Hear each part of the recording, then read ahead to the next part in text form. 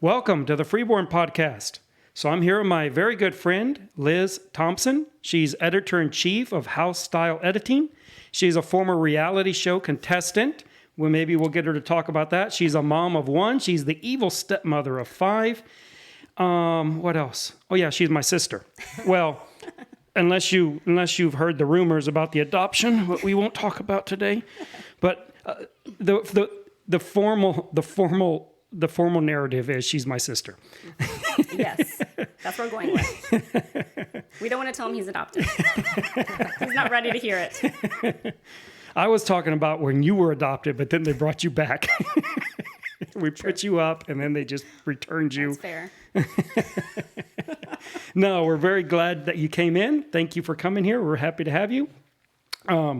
So a couple podcasts ago, you started talking all kinds of trash. And so I thought we would just get right into that and just clear that out of the way. Okay. So you were talking all kinds of trash about my view on college. So why don't you tell me, now you're here, you got me, tell it to me to my face. This wasn't going to be a debate. Awesome. No, now's your chance. Just let me have it. Well, you assume that I care to convince you otherwise. Well, first, I think you have to define what do you mean by college? Like 4-year degree. Is that your stance? Is college is a 4-year degree? So, well, I would say that it's anything above, any formal education above high school. That's not like trade school. So it's humanities. It is STEM fields would be all that would be college. So college, university. Define basically education post-high school. And so that to me is trade school, it's technical degrees, it's 4-year college degrees, anything post-high school. Okay.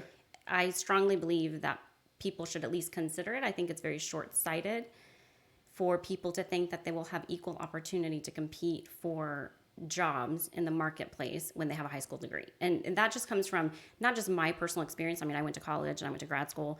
And so I value college. Obviously, I wouldn't have done it if I didn't. But I've also been in a position for the majority of my adult life and my professional life since I was 19. I was in management and I was hiring people. And so I've hired people, upwards of 100 people in my life. And people who do not have a post-high school education of some sort cannot equally compete. And we can talk about that being an issue, that there should be equal competition no matter what your level of education is.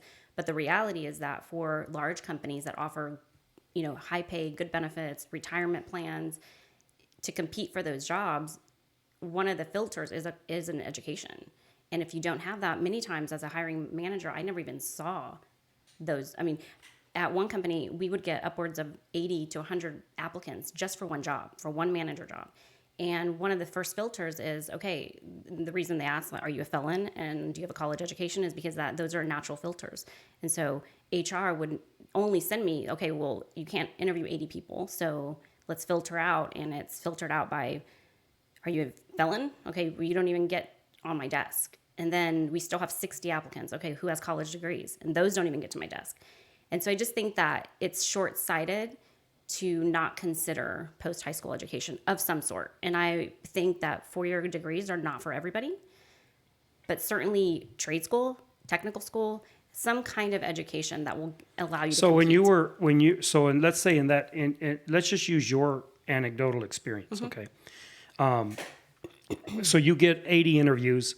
You're telling me that the company you were working for, I'm not saying this may apply to anyone else, but the company you were working for would say, okay, let's filter out everyone without a trade school, and we're only going to look at trade schools, and so that would count as education on yours. So if they went on what you're applying for, Well, obviously, if they're applying to be an electrician, you would care. But yes. You're saying if you're looking for someone to be in the accounting office and they went to electrician school, that would be of value for that? It really depends on the applicants, but you have to apply the filter. Basically, the filter has to be applied equally. It's just equal opportunity employment, right? And so I'm not suggesting that an electrician would get a job that somebody with a 4-year college degree would get, right? All I was suggesting in that podcast is that you were kind of saying, this is my takeaway from what you said. What I heard, and maybe not in so many words, I wasn't making notes. That's fine. Believe it or not. But what I heard was, everybody I know that went to college is an idiot or stupid. They're corrupt. college teaches corruption. Everybody can go to college, and college is easy. And I disagree with all of those things. Okay. So first off, I said everyone that I have worked with so far in the construction business that has a college degree have been idiots. That's what I said. I still hold by that because I've actually worked with them. So these are people that have no knowledge of, they're idiots in construction. It's in the context. They may be brilliant in some other field, and I wish they would go find that field. I'm serious. And I have witnesses here. Nolan can corroborate this. I didn't go to college, and I would think that somebody who spent 4 years and a whole bunch of money to, get a higher education would be a little smarter, because they're not. They are really. And we're talking about in our field. In your our field. field. Okay, No, I'm not talking about other people. And Not I'm at not all. sure. So my view on this is that I think that they learn something in college. They're not learning construction, obviously, because they're. And if they are, whatever they're teaching is some other form of construction. Something that we've never, it's way advanced, or I don't know. But what I see them learning is maybe how to read. I'm sure they have a better learning experience than me. And they have a higher grade level of reading probably, and their math skills are probably better. But if they're going to college for construction, they don't know it. I think that's what he's saying. That's what I was saying. Yeah, I was only speaking because, like you pointed out in your trash talking, I need to up my trash talk game. I read and quote college graduates often, like Thomas Sowell, Milton Friedman, right? So it's not. I was not generalizing across all fields. This was in construction. So, and this goes to why I was asking about the trade school.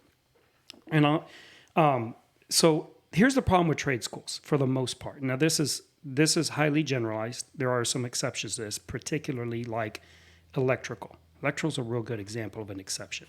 Anyways, in trade schools, they're, in my opinion, useless. So I work in the trades, and I make a lot of money in them. And I've never been to trade school. And everyone I've ever hired or worked with or worked around who's been to trade school do not know what they're doing. Now, I'm not saying nobody in trade school knows. I'm saying everyone that I have encountered, they wasted their money. They could have gone to work for a company doing what the trade school is going to teach them, been paid to work, and learned more. Trade schools are terrible, in my opinion, for what? Now, the aviation trade schools, that's not the case. Electrical trade schools, they're kind of on the edge because most big electrical companies they will put you through the courses you need to get the certifications while you are paid to work. And so that's one thing I think many people don't realize about trade schools, that you can get into the trade. Trades are great in that sense, even though I'm not promoting them. I'm not like, nobody should ever be in a STEM field. No one should have a college education, do something sitting in an office. That's not what I'm saying. But if you want to be, or if you must be because of your abilities in a trade, you're better off just going to work in the trade for the most part. Now, there's some that don't allow that. If you're going to be in aviation, you have to go to school. And because that's more of an accounting position than it is an actual mechanic.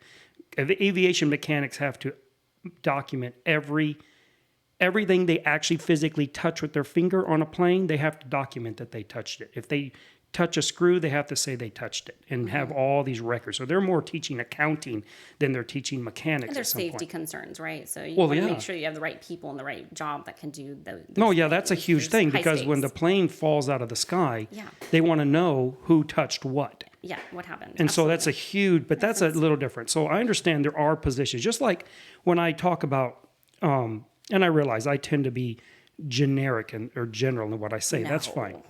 But I also expect it to be listened with in context. I'm just saying. Hey, you have a platform. So anyways, when I'm saying that, for instance, when I talk the way I do, when I talk my trash about college, I'm speaking a lot about like construction management degrees are a good example. In fact, they're one of the best examples because they're the lowest paid degree you can get. They're the highest unemployment of a degree you can get. You're going to suffer the most unemployment from the degree. And from my experience, and I have a lot of years of experience dealing with these people drumming their stupid A&M rings on the table with their construction management degree. These people know nothing about construction. I don't know what they're teaching in there. They know nothing about construction at all, zero. And they're the biggest idiots on the job site. And pretty much any trade you go and talk to, ask them, and they'll tell you the same thing. And so that was the context I was talking about. Now, as far as, let's go back to what you were talking about with college, because I think it's a very interesting conversation, interesting to me. So my position is this, and I'll explain what it is, and you can tell me what you think about it. You can talk your trash. Okay. My college-educated trash? Yes, Okay, sure. exactly. There you go. So my position is this, and that is that for the most part, and I don't know of very many exceptions to this that I've been able to ascertain, but for the most part, colleges are corrupt. Now, corrupt is not meant in the word is not being used in the political sense, where you talk about political corruption, which is like crime, where you're like corruption. It means that they are not living up to or not fulfilling what their actual purpose is, what their design is. Okay, so when you take and you use a shovel, or you use let's say when you use a cordless drill and you use it as a hammer, well, that's corruption. You are corrupting the drill because it's not being used as it was designed to be used. So college or university, higher education, or any education actually has a purpose, right? And colleges, for the most part now, are very corrupt in that they are not living up to the design that they had. Now, this isn't just my opinion about this. This is coming from college professors. So Jordan Peterson, I'm sure you know of him, he speaks on this a lot. Thomas Sowell speaks on this all the time.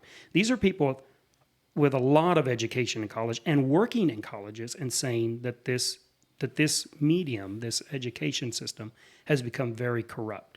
And so I think that has to be taken into account when we are advocating for or against people, especially our children, going to college. I am reluctant for my children to go to college. I'm not saying I don't want them to. I'm saying that it's not like, yeah, send them to college. So my daughter went to college. I paid for it. And she got her associate's degree, and then she went into a trade school, which is a dental school, which is another one of those ones where you have to go to school to do.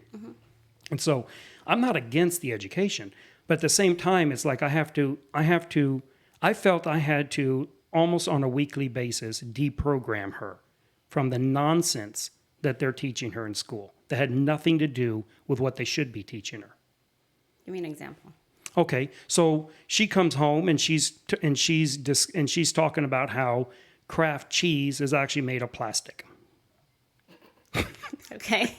That's just nonsense. When the Kraft cheese, they say it's basically, she came home saying that Kraft cheese, you take that little packet, the little squares, you take it out of the singles. plastic it comes it's in, gross, but okay. And you're basically eating plastic. You might as well eat what it's wrapped in. But I fail to see how that is so egregious.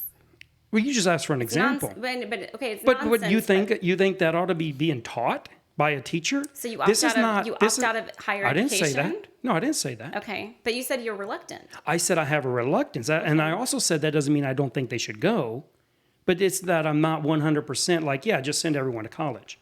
Okay, I mean I think that college is not a fit for everybody, which is why you have college dropouts. But I think that I've seen the benefits of having an education. So my degrees are not in what I actually do.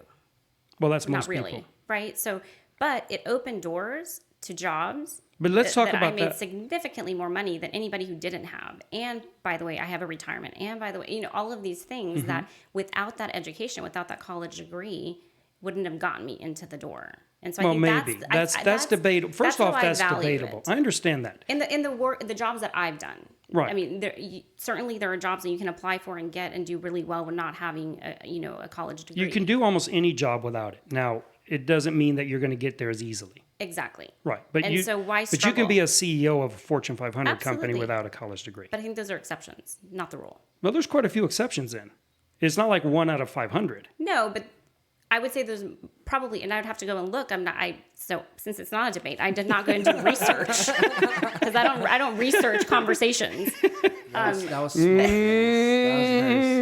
was not smart. But my point is that we can debate whether college is teaching the right things or not the right things. If you ask me, what did you retain from college?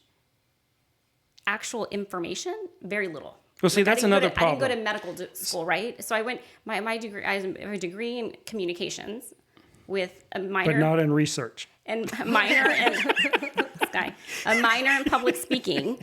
And so what I learned in college are things that I probably would have learned in life. It would have taken me longer with experience and jobs. But what I learned in college is, how to work with people, how to negotiate, how to work as a leader, how to work as a team member, how to advocate for myself, how to communicate effectively.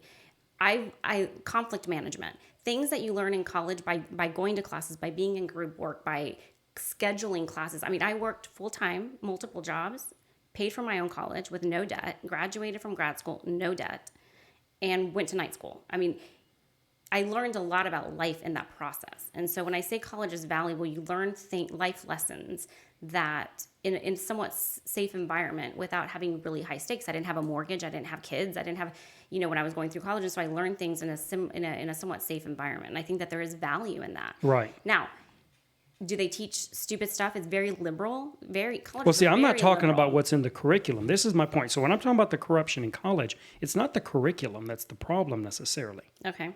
It is the social justice indoctrination that is being put in to everything. So the humanities are like 90% social justice, neo-modern or postmodernist, neo-Marxist type groups. That's what they are. Mm-hmm. From all the research I've done, it's overwhelmingly the case. Mm-hmm. And it's even filtering now into, so if you listen, it's filtering now into like biology. So if you go and you listen to the bemoaning of Eric Weinstein and others like him, well, they're whining about how now these social justice type mentalities have invaded biology, and they want to change the curriculum of biology to fit this social view they have, which is ridiculous. I agree. And these are not right-leaning people. Mm-hmm. So Bret Weinstein, who's a prominent evolutionary biologist, he's not a conservative. He is a far left liberal, right?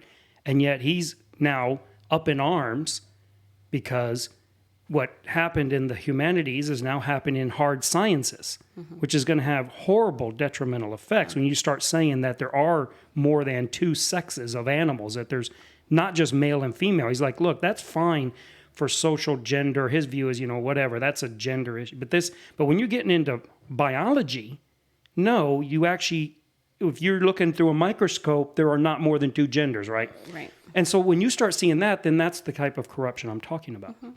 And this is pervasive through college. So that doesn't mean nobody should go to college. That's not what I'm saying. What I'm saying is you need to be aware that the college degree you might be getting more indoctrination than information, and is getting more and more and more and more the case in the way. So, but let's talk about what I'm very interested in and what you said is, so, and this is what, and I have a theory about this. I want to see what you think. So you mentioned how if you have a college degree in whatever, it doesn't even have to be, it can be in basket weaving basically, and you're going to have a better, and I agree with you, you're going to have a better opportunity on a stack of papers of resumes for yours to be pulled out and you get the job. Well, why do you think that is? They're not looking at the degree for the most part. Yeah, and unless it's a highly specialized job where you need a specific degree, yes. Because I have a theory on why it is. I'm curious why you think it is. I think that there's a societal value. Society is placed a value on the effort and time. I think you said something that maybe I'm misquoting you, but the college is easy. It's not. Even for people who have college paid for, we pay for our kids' college, room and board, everything. And if you ask them, they would say it's not easy. If you ask, Kirsten, who you helped pay for college, she lived at home. If you ask her, she said it's not easy. So I think that there is an inherent level of effort that you have to put in for 4 years or 5 years, if you're on the 6-year plan, I don't know, to finish college and to walk across the stage and actually, do the work that it takes to finish, which is hard, and it takes work and it takes effort and it takes commitment. And so I think society places a value on that. And I think probably wrongfully so, because there are plenty of non-college educated people that I know that are incredibly smart. I mean, you being one of them, I don't think you have a high school diploma. Nope. Bless your heart. But I find you very smart and thoughtful. And so there are people that don't go to college that are very smart. But I think that by and large, a college degree is associated with intelligence and preparedness and commitment. And from my perspective, when I look at two people, one didn't go to college, one did, I'm probably going to want to look at this one because they put in some time. It took work to get there. So I think it's also indicative of a work ethic, and it's indicative of a stick-to-itiveness, I guess. Well, that's a lot of the points that I had. So I think that reason why college is valued, and I think it's in many cases is overvalued. I think it's valued correctly in fields where you're actually doing what you study to do. So if you study medicine, you're a doctor, that's valued properly, right? It corresponds one for one, right? So what you studied, you're using. Same way with engineering, with all the STEM fields, right? You're doing. And whatever other one, if you actually major in something and you're working in that, then there seems to me to be a more one-for-one value system there between the education you got and the work you're doing. All the other ones, it's not because of what they learned, because they're not working in what they studied, and they couldn't remember anything. I mean, I've talked to teachers who are working in what they studied, who do not know anything about what they're teaching. They couldn't do that. It's why the teacher unions are against them being tested. So the state of Texas has for a long time wanted to require teachers to be tested yearly for their knowledge skills, that they still can do math, that they still can spell or whatever it is. And the teacher unions have fought that tooth and nail because they would lose tremendous amount of teachers that could not pass these tests. I mean, they've done it right, where they've done these these shows, these exposés where the fifth grade students know more than the fifth grade teacher, right? On the stuff they're teaching. Yeah. So even in those cases, it isn't. But I think you're right, at least, or I think you're right, and this is how I also have the same thing. And this is, I think college gives businesses, the reason why businesses are naturally inclined to select based on college education is because commitment. College shows some form of a commitment base, which is hard to ascertain. So someone comes in the office and says, hey, I'm going to be the best. I'm an employer. I hire people, right? Every day. Well, I don't hire, but I hire people. And so they come and they say, I'm going to be the best employee you've ever had. I'll be there every day. I'll show up on time.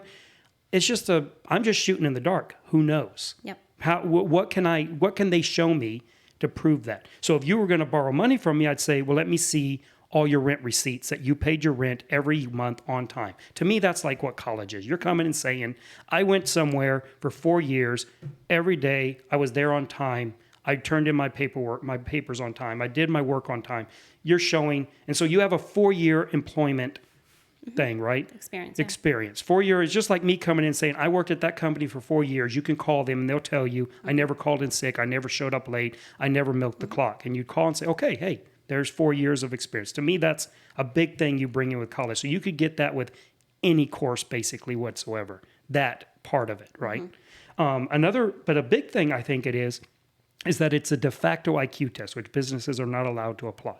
So a business cannot give candidates IQ tests, which I think is terrible, because you don't get IQ from college. So like you said, I know people who don't have college educations who are very smart. College does not make people smart. No, well, that's just science. So the science is undebatable. That smart, which is not informed, it makes you informed. There's a difference. Okay. But smart, having the ability to learn, having the ability to understand, the cognizant ability, intellectual ability, that is genetic.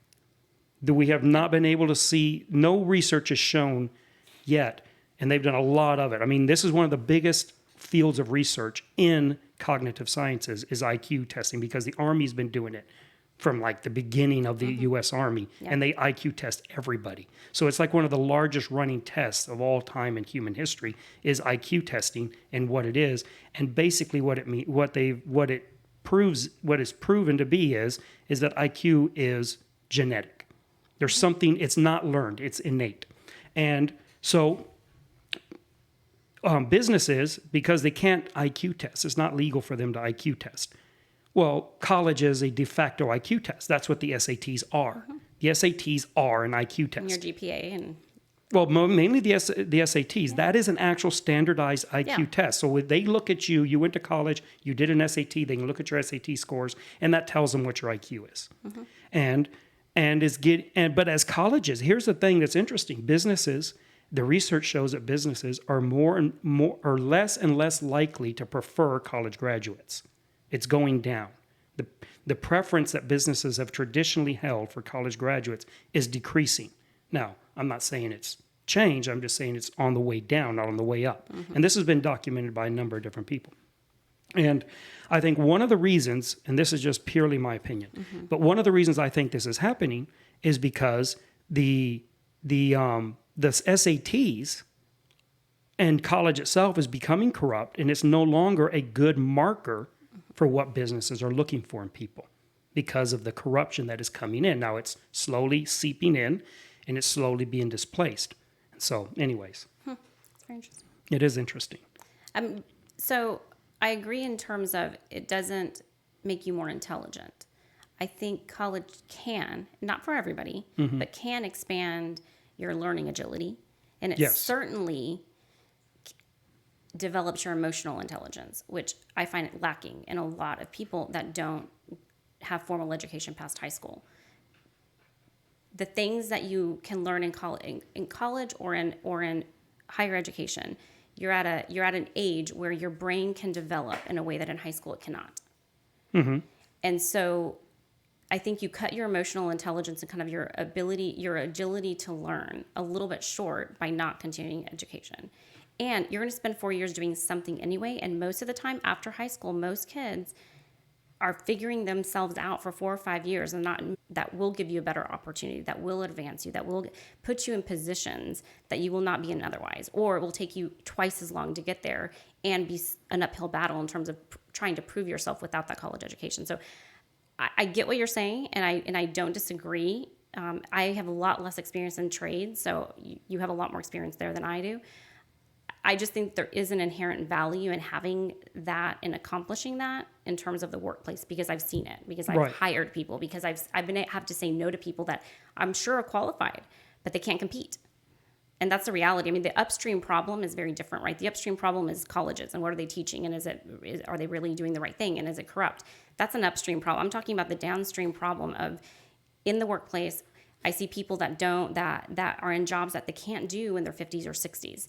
And by de facto, they have no retirement. They have no, health insurance. All of these things that when they're 60s, what are you going to do? Where are you going to work? How are you going to compete? I mean, those are real problems for people that I know. Right. And it's true. And college ameliorates some of that, but it doesn't eliminate it, because there are people that got a college degree 50 years ago or 40 years ago, and now they're 70 and they still can't get a job because the college degree they got 40 years ago isn't going to get them into the high-tech world that we're moving into. So my main issue when I deal with college is, and I teach it in church and to the youth or whatever, first off, I don't tell them not to go get a college degree. In fact, I tell most parents that they should, especially with their daughters, put them in college, especially with their daughters. Why? Because women don't have the capability of making money the way men do in physical labor. They just don't. Yeah. Right. So I've been working in construction here in San Antonio for like 15 years, and I've seen 2 women, 3 women maybe, that I consider, very few, maybe 10 total, but 3 that actually seem to be, really bringing in money. Now, there was this one woman, and I think you saw her, right? The pipe fitter? Yeah.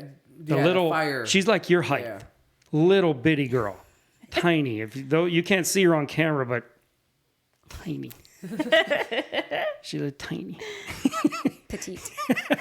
No, she's little bitty girl. Woman. I'm not trying to be disportive. I have tremendous respect. I have no problem with women in construction. I would hire them anytime, right? If they would apply and they seem like they could do the job. So I don't have a problem. My daughter worked in construction with me. So I'm not against it. So I'm not trying to use any words that someone's, don't be triggered. Anyways, she's a very small lady. and she was a pipe fitter. So the pipe fitters are the ones that install all the cast iron pipes for the fire suppression system, for the fire sprinklers.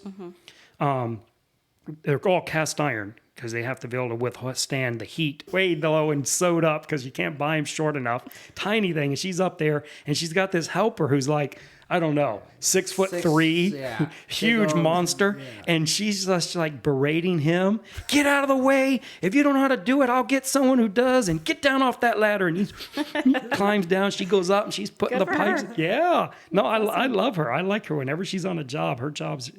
Whenever she's on the job, that part of the job is getting done really well. So she's very good at what she does. But that is a very exception. Yeah. That is an exception. Usually most they're in women electrician. Are painters. Oh, yeah. But and all they do is... They gab. I'm not... Don't be nice. It's serious. No, it's a serious problem. Yeah. It's all the... Because it's not because it's not just them. All the men in the job place want to talk to them. So they're hitting on them all the time. A guy won't try and impress a girl that's not even up their alley. I don't want to disparage anybody. It's just, it's crazy. It's like nothing gets done when there's painter women on the job site, and they aren't going to get any. That's why the painters are always behind. To that point, though, that's probably why. I'm just telling you the way it is. To that point, you mentioned that you advocate for women to go to college because especially women to go to college because they can't earn as much money or able to do the same thing that men can do in construction or physical trades. Yeah, fair.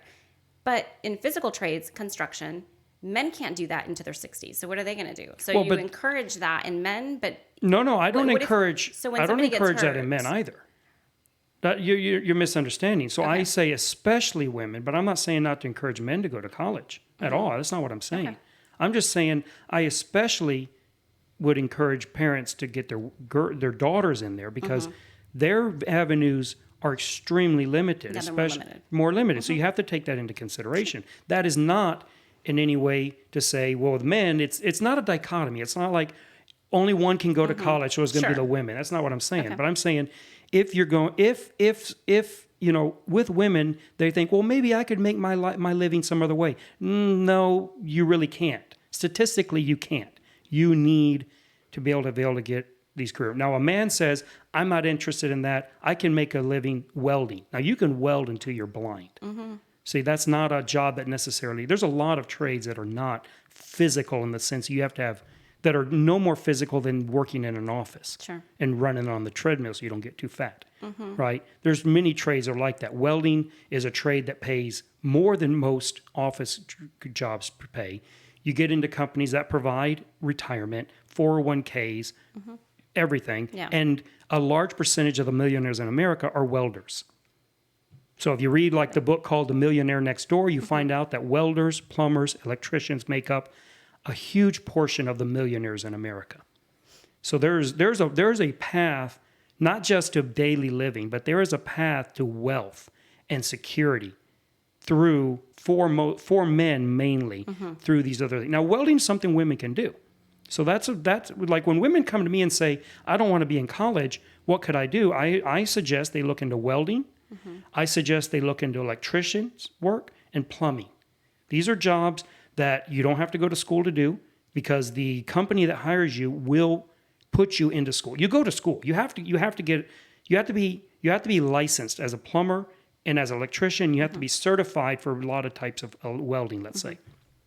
But the company that will hire you to work like at $8 an hour starting will put you in that school for free. Right. Not all of them, but many of them. So like if anyone's watching and you want to be an electrician, don't go to trade school. That's a waste of money. Go work at one of these big electrical companies in town. They will pay you prevailing wage. Many of them are union prevailing wage, which means you're starting out at like $15 an hour, not knowing anything. Yeah, I've seen those guys. They walk around all day. You go through an apprenticeship. $15 an hour, and they're not doing anything, and they're paying them to go to the school. And then the weekends they go to the school. And you clock in when you get in there. Yeah. They assume. And then in 4 years, you'll have what is an equivalent of a 4-year degree, but in electrical. You'll be a journeyman electrician. They'll pay for you to get your master electrician, which means you can then run your company yourself if you want. So there's a path there for people that say, I'm not into academics, right? Now, one of the things that I regret in my life is that I didn't go to college. I actually regret that because I hate what I do. And it's not the physicality of the work, it's just the mindlessness of physical labor. I would prefer to be doing something where I'm using my brain and not my brawn. Yep. Right?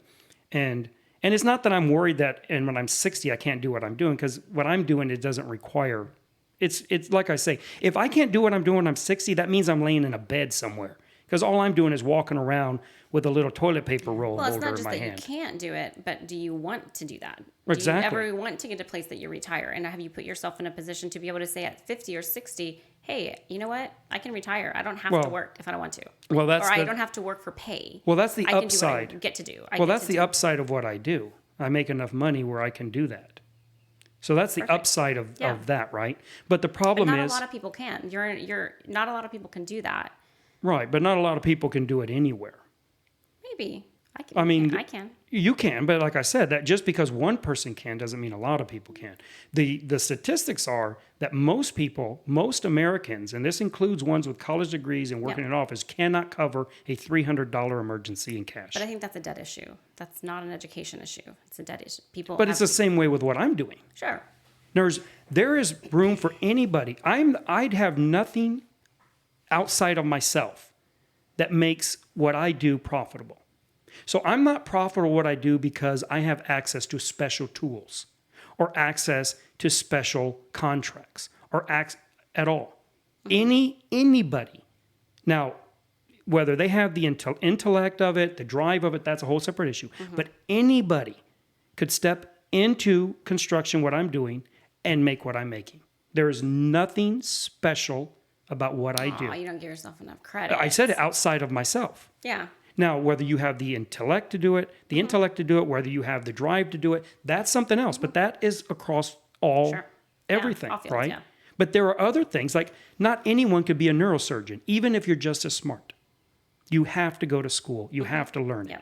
You wouldn't have to do anything to do what I'm doing. In fact, I was working at a job at a school a few years ago that was way behind. They're paying liquidated damages. And they were paying I think it was $10,000 a week. No, I think it was $10,000 a week. This was a long time ago, that school. Yeah. Yeah, they were paying like $10,000 a week and they were 2 years behind. So the company went out of business. A big company bought them and they had to get the school done in time. So they were going around asking, I'm not going to say who it was because it's illegal. So they were going around and they're asking the laborers, the guys sweeping, if they could go put in electrical. Because they just needed it done. If they just needed it done, they'll get electricians in later and fix it. Well, their idea was, we just got to get the plugs in the wall. They have to look done so we can say we're finished, and then we can do punch lists, and we'll bring in an electrical crew and basically redo it. Right? And they're like, we'll pay you whatever you want. They told me, if you'll do it, we will pay you anything. You just tell us what you want to make. And they paid me like 4 times what I normally make if I would come in and work all night. And they were asking anybody. It wasn't just me. It wasn't like they called me. It was anybody on the job. They're like, and all these laborers who are complaining about their low pay, all they had to do was say, absolutely.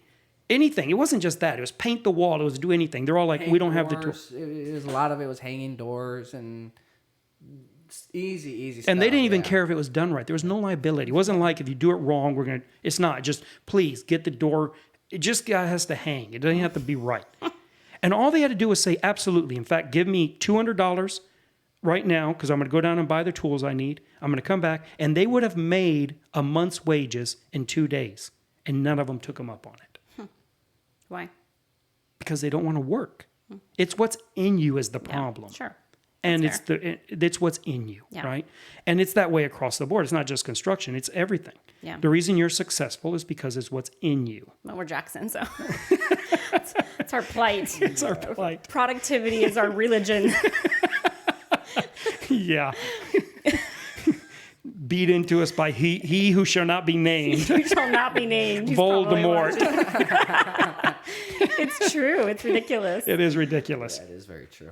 And so the problem I have with when we're talking about college is that I think too many people, and I'm speaking too many people in my and the people I have influence on or I deal with, okay?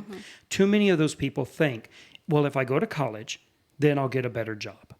And that is statistically incorrect, and more so now than ever. In fact, traditionally, historically, college graduates have had higher or lower unemployment than non-college graduates, but not now. Yeah. Modern, recent graduates have a higher unemployment than than non-college graduates. It's actually reversed in the last 3 years, I think it was. And so the idea that if I get a college degree, then I'll be able to get a job, that's changing. Now, whether that trend continues or it's short term, it's hard to say. But let's say that trend is not short term and it's not a spike, and it actually continues, and I think it will, because of the corruption in college, and businesses are seeing that it's no longer translating the data that they were looking for. So they were getting a certain data point out of college, you being a college graduate, and that's very slowly but surely across the board on all colleges being diluted because of the corruption. And so they're finding, you know what, we're going to have to start doing different ways of finding people. And it's not going to be because who has a college degree anymore. And that's what's starting to happen. And it's been documented by a number of people across the board. And so people need to understand. So what I tell them is, and this is what I think, is that if you're going to go to college, you need to actually learn something then. It's no longer going to be sufficient to say, I have a degree. And as soon as they allow businesses to do some type of a standardized test, college is dead for that point. Now colleges will have to actually provide some value to everybody. Yeah. They won't be able to just give them a diploma. They're going to actually give them. And this is my problem. People that go to college, you look at college from your perspective, right? And what you did in college, working hard at it. A huge percentage of these kids going to college are not working at it at all. It is a chance to get away from mom and daddy and go party. That's fair. And it's a huge percentage of them. Yeah. My college experience and grad school experience is certainly colored by the lenses of I had 2 or 3 jobs. I went to night school. At night school, it's all older people. I was the youngest person by far, because it's people that didn't finish college or didn't go to college and they're going back to college. Or recertifying in other fields. Doing something. And so it's people that are there because they want to be there and they're working hard. And I didn't go to one spring break party. I worked, and my goal was I want to graduate from college and grad school with no debt. And my first semester I did qualify for financial aid. But then I started working at a big company, and I was in management, and I was making too much money, so I didn't qualify. But I didn't make enough money for college, and at the time this company wasn't paying for my college. And so my experience is certainly one of college isn't easy. I worked hard to get through it, and it wasn't that I took your comments personally, because I think personally, when you said you're taking it personally, that implies like some emotional response. That was a joke. It wasn't. I don't take things personally in that sense, but it's certainly my experience, and a lot of people that I know that did work really hard, whether it was paid for or not paid for, they did work hard to get through it, and it wasn't easy. What I said was college is easy to get into. See, I think college should be a lot harder to get into, because not everybody, if you make it where every single person can go to college, then you have brought the common denominator to its lowest point, which devalues it. It's like if every single person who wanted to be a master electrician could be a master electrician. Right. What would electrical work look like? It would look terrible, because people do not have the same abilities. Not every single person in America has the capability, the intellectual, the whatever it is, ability to be a master electrician. It requires talent. Everything does. Yep.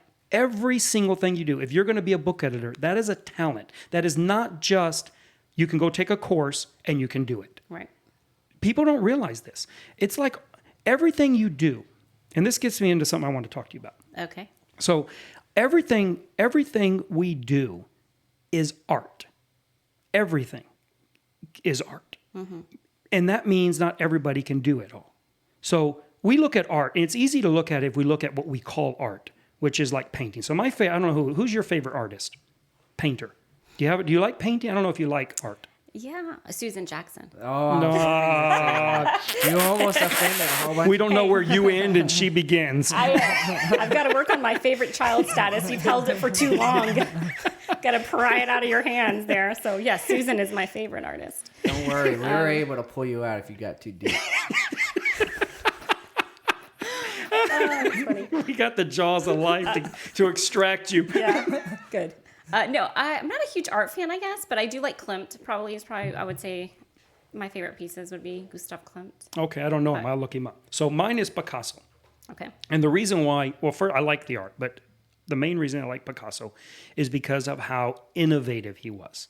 So to me, it's like once somebody paints an impressionist painting or a cubist painting, then it's like everyone else does it. And it's like, why are you bothering? Yeah, you may be better at it, but you didn't invent it. And I know that that's not how everyone sees it, but to me, it's like once somebody climbed Mount Everest, why are all these other idiots doing this? It's done. It's like, what are you doing? You're like climbing on his ladder, literally. He left his ladder nailed to the wall, and you climb up it, and then you're like, I did it. Well, then and nobody would do anything. I realize that. Like I said, I'm not advocating this point of view. I'm just, Sure. It's just natural in me. So once somebody has done something, it's like, I don't want to do it no more. It's like, if I'm not going to innovate it, I don't want to do it. Anyways, I like Picasso because how incredibly innovative he was. Whether you like his art or not, he innovated all the way to the end of his life. He painted like, I forget how many it was, but if you'd have to paint, I think it's 20 years, you'd have to paint 3 paintings a day, every single day of the week for 20 years to paint as many paintings as he painted. Mom's on her way. She is on her way. Crazy. Sorry, I digress, but she started painting doors. She did all the outlets. No, I know. And the dad says, Mom's painting everything that's moving. And I said, well, that isn't moving. I said, well, keep moving. Keep moving. Don't stop. Don't stop. You know what's going to happen if he gets another knee surgery and ends up on the couch, right? Oh, boy. Human art. Living, breathing. Are you going to stop with college right now? Are you going to go into something Why? else? No, go ahead. Because we have a question. Oh, go ahead. Not really a question, just comments from Yetzel. Okay. And Kelly says hi, Liz. So. Hello. So Yetzel says, I think that one thing college taught me, that I can take care of myself, I can pay for all my stuff, manage a full-time job, a house, school, and I didn't have a degree during those 4 years. So I don't like when they tell people, especially women, that they need a husband or a degree or whatever to be able to have a good life and being able to retire and all that. But ironically, I learned that in college. Interesting. So. You don't need a husband to do all that. I agree. And Susan says that she's listening, so... You can kiss her butt all day long and it won't change anything. You're still never going to be the favorite child. Miguelito is always the favorite. That's right. So I don't know why We all know. you just need to extract yourself from up there. Oh man. Anyways, so when we look at art, or we can look at music, same thing, and it's immediately obvious that you have to have talent to do this. It's not like I could have been a singer, I just didn't go to the right school. It's like, no, there is no school for you. No one will take you. It's not a matter of study. If I just got the information, if I just had the chance, and none of that is the issue. Now, there's some view of that. If you're all talented, not everyone's going to be a superstar. There's other business things, matters of luck. I mean, there's a ton of things, right? But as far as the ability to do something, it is a talent. It is everything we do. I think we should look at as art. That it requires talent to do it, is what I mean by this. So if we looked at, let's say we looked at installing toilet partitions this way, I can tell you right now, not everybody can do it, and it's not a matter of information. I'm very good at it. I spend hours trying to teach people how to do it, and there's people that simply just can't do it. And it seems like it just can't be, because you think this is very physical, but so is painting. So is drawing. I mean, what is the difference between someone who can draw a picture, like I saw one on the internet, the guy drew a picture that looked like a photograph with a pencil. I have a pencil, and I have a paper, and I have a hand, and yet it won't. I can't even draw a stick figure that looks like a stick figure. Yeah. Right? And so that is we have to realize that every single thing we do requires talent to do it. And we should be looking at things what we're talented to do. Instead of being bulls and trying to get into bullheaded and trying to go into fields we have no talent for. Oh, I agree. I think that, when you talk about your regret of not going to college, I think my regret is, when I moved to the U.S., I was very young. I never lived in the U.S., And I was like, well, I'm going to college. That's what I'm doing. And I chose a degree that had no math. That was literally the decision-making process I went through. I was like, what has no math? And that's what I'll do. Looking back, if I had any sense of what my aptitude was and what I was interested in, what I was good at, I would have done something completely different. I would have gone to college, or I would have done some kind of a, higher education, but it would not have been in what I did. It would have been completely different. I think that is lacking for high school students, really learning what, exploring their aptitude in a way that will then guide their future decisions on where they want to work and what they want to do. Well, see, I think that I agree, but I think this is the parents that need to be. Oh, I agree. That need to be doing this. That need to be like honest with their kids. You're never going to be a singer. Just no. You're never going to be an artist. Is not going to happen. You can't. It's right. not. That's not your talent. And we need to be, I think, as parents, looking to try to help our children figure out where their talents are, and they need to pursue earning ability in where they're talented. I agree. And my advice to most people, especially when it comes to things that I can like speak knowledgeably about, which is like trade type stuff, right? Like construction or any type of physical activity or that type of a thing. Don't go with where your talent is most obviously used, right? Try to find somewhere where you're talented, where your talent can be used in ways that never thought possible, because then you're going to rise to the top. You're not going to be competing against everybody else who's also talented. So if you have a talent in one thing and you can find some field where it doesn't seem like that talent would be useful, but apply that, then you. And my favorite example of this is the Wright Brothers. So the Wright Brothers entered into the avionics competition that was going on. The federal government was putting out tons of money trying to get manned flight to work. They really wanted that to happen. So they were giving out grants. They had big prizes. It was a huge thing. And they had all these people who were in aviation, whatever it was, nascent aviation, that were competing. And the Wright brothers wanted to. They were bicycle repairmen. They had no experience in anything close to aviation. And they won. And the reason they did, there's many things, but one of the big reasons they did is because understanding bicycles gave them an understanding that other people didn't have. And it doesn't seem like it's a big deal, but it was a huge, huge advantage. And their understanding was real simple. It was this. It was riding a bicycle is not intuitive. It's not something you just get on and you naturally do what you should do to ride a bicycle. It is something you have to train yourself to not do what your body naturally wants to do in order to not fall off a bicycle, right? And they said, we think flying is going to be that way. Flying is not going to be intuitive. It's not going to be natural. So it's not going to be what you think it's going to be. And they were willing to then pursue ideas that were unintuitive, which is very hard. I mean, intuition is what has brought us a lot of misinformation. For instance, people used to think that the world didn't move, that the earth didn't move. It sat, and everything moved around it. So they knew it was round. They knew it was round forever. The idea of flat earth, that's actually more modern. Only modern people believe in flat earth. Historically, nobody's been a flat earther.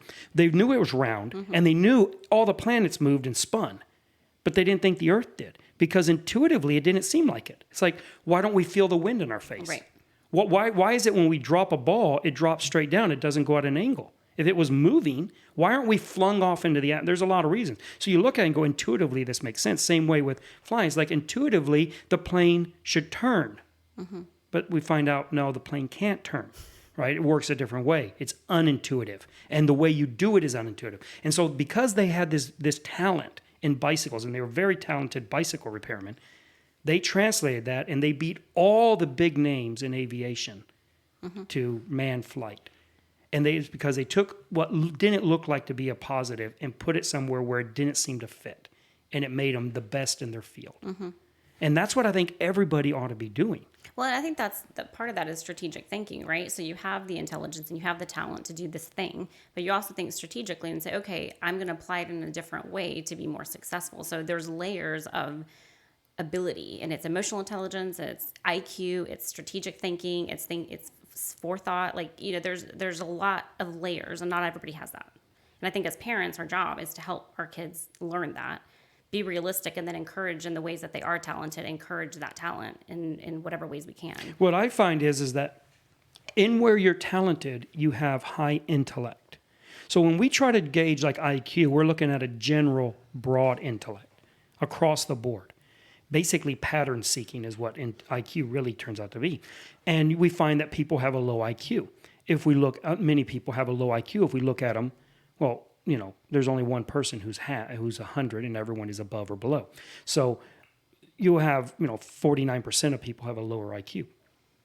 But that's if we're looking at generally. If we look at every person where they are talented, they're very high IQ in that spot. Right. If we were to just gauge there, if that were the test, they would be very high, and everyone else, or almost everyone else, would be very low. So if, for instance, if we took singing and we made that what we're going to test, I would be at the bottom of the chart, right? They'd have to make new spots, below zero, the negative numbers. Exactly. Yes, exactly right. They'd have to make standard deviations even lower than they go right now. Yeah. And so, but someone who's very good at singing that might be a complete idiot. Or basketball, or football. Look at, you talk to them and you try to talk to them about anything other than football, and it's like, these people are, not all of them, some are in, but the stereotypical football player, right? But when you're talking to them about football, they have all these plays memorized. You're talking about huge playbooks. This isn't, hey, you guys run out there in circles and we'll try to get you the ball. That's not how it works. Right. It's extremely intellectual. Football, basketball, all of these are, and they have plays and strategies, and they have to learn them, and they're very smart in that area. And I think that people need to realize that, and I'm not against standardized testing. It's not, I don't want this to be interpreted that way, but people to realize that their intelligence lies where their talents lie, and they need to consider themselves artists, and they need to go edit fiction. I've only done one fiction. That was my least favorite. That's not although I read a lot of fiction. So what do you edit? I edit a lot of nonfiction. A lot of the authors that I work with are authors that have their own businesses. Most of them are female women. And they have their own business in terms of like coaching practices, or they do public speaking, a lot of entrepreneurial type kind of self-help stuff. And so they write a book as a way to get paid more to speak, to keynote. A lot of these conferences that people go to, their keynote, kind of having a book is a must. And so they write books to that end. And so a lot of them are female entrepreneurial type books. Okay. So that's a lot of the clients. Well, send me later one that you think I might like to look at, and I'll buy it and I'll read it. Okay, I will. Are they for sale? These are books where you can buy, right? Okay, like on Amazon, or where do you get them? Okay, on Amazon. Yeah, send me one that you think I would like to look at. Actually, my favorite thing that I ever did was I edited a cookbook, a celebrity cookbook. Oh, cool. And it was a compilation of celebrity chefs that donated their recipes to Alex's Lemonade Foundation. Have you heard of that, Alex's Lemonade? No, I haven't. So it's a child cancer kind of foundation to raise money for that. And all of these celebrity chefs that I've watched on Food Network forever, they all donated their recipes, and so I was able to edit that. That was a lot of fun. I bet that was. And so what do you do when you edit like a book like that? What do you do? What is it you're just making sure everything's spelled right and grammar and organized properly? Or? Yeah, there's that. So there's really kind of two types of editing, which is like developmental editing, or they call it substantive editing, and then there's copy editing. And so the developmental side is really making sure that each chapter, depending on what type of book it is, but you want each chapter to flow into each other, and you want it to sound like the same voice. A lot of people take a long time to write a book, and so one chapter will sound one way, and then they get to the end and it sounds like a completely different person. And so you want to make sure that the voice is consistent throughout. So that's really the developmental side. Is it too long, too short? The right number of paragraphs per page, that kind of very developmental side of it. And then the copy is punctuation, grammar, sentence structure, that kind of stuff. Right. So you do both. So my process is I always do both. I do 2 rounds. I do the developmental. It goes back to the author that has the most edits, the most significant edits in terms of rewrites. And so the author has a couple weeks to go through and do rewrites, accept changes, decline changes, have the conversation with me about why I think a certain choice should be made differently. And then it comes back and I just do the copy, which is less work in terms of brain power, but it's, just arduous. It takes a lot. It's, it's all the sentences and all the little punctuation, is the right comma there. And so that's the second round. You do the copy and then you send it back to the author and they review it and then eventually publish. Some of them get line edits or they get somebody at the end to do a proofread because you can't catch up everything. No. But, so yeah. that's kind of what I do. And so do you like doing this? Mm-hmm. Yeah, I do. I do it a little bit less than I was doing. So I went back to work full time at a nonprofit about a year ago. And so I work full time also. And so I've only retained the clients that I really like to work with. And then any new clients, I always tell them it has to be a book that I would want to read. And so I've cut it down pretty significantly, but I still do some editing. And so would you rather just do editing or do you like your nonprofit work better? I prefer editing. I think that I have a passion. I love editing and I enjoy doing that, but I don't love working from home. Like You'd rather have an office to go do it at. Yeah. And we explored, like Steve and I kind of explored getting a co-working space where I actually like left and did that.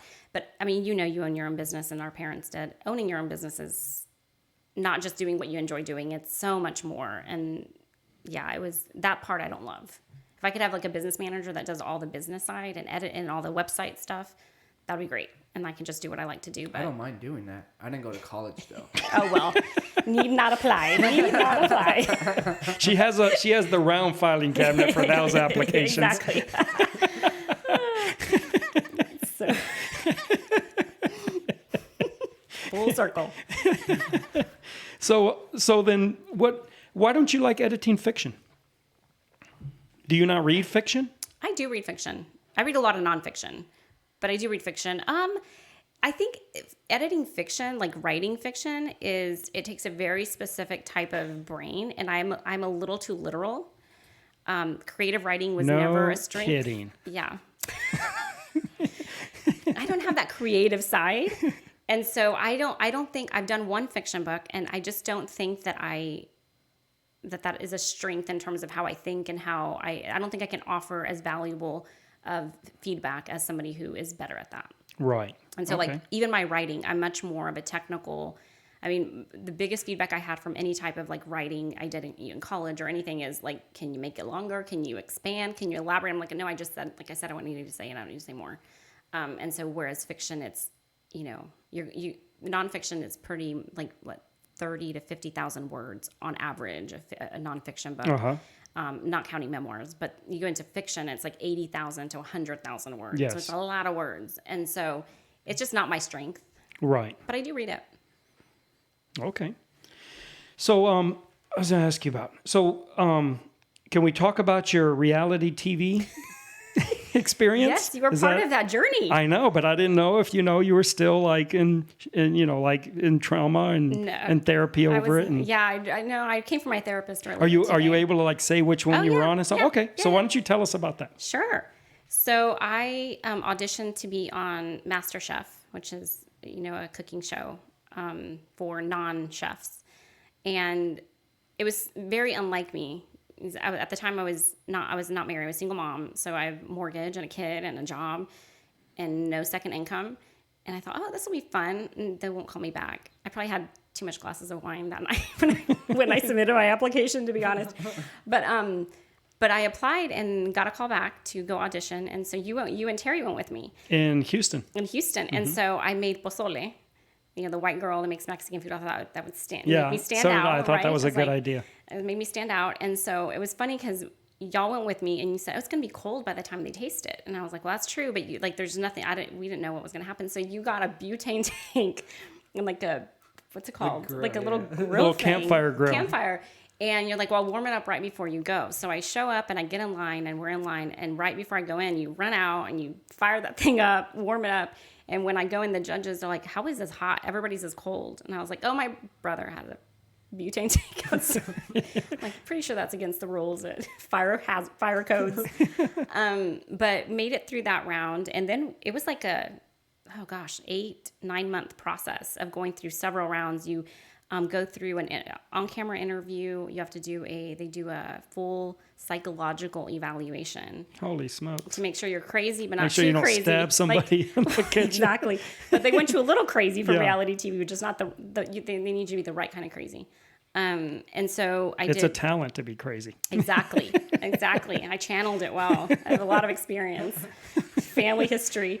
So did that, and then went through several more like interviews and stuff, and then made it to LA. And so they flew us out to LA. But at that point, they're like, you can't tell anybody where you're going. So I had to give, my employer notice that I was going to Taking a leave of absence.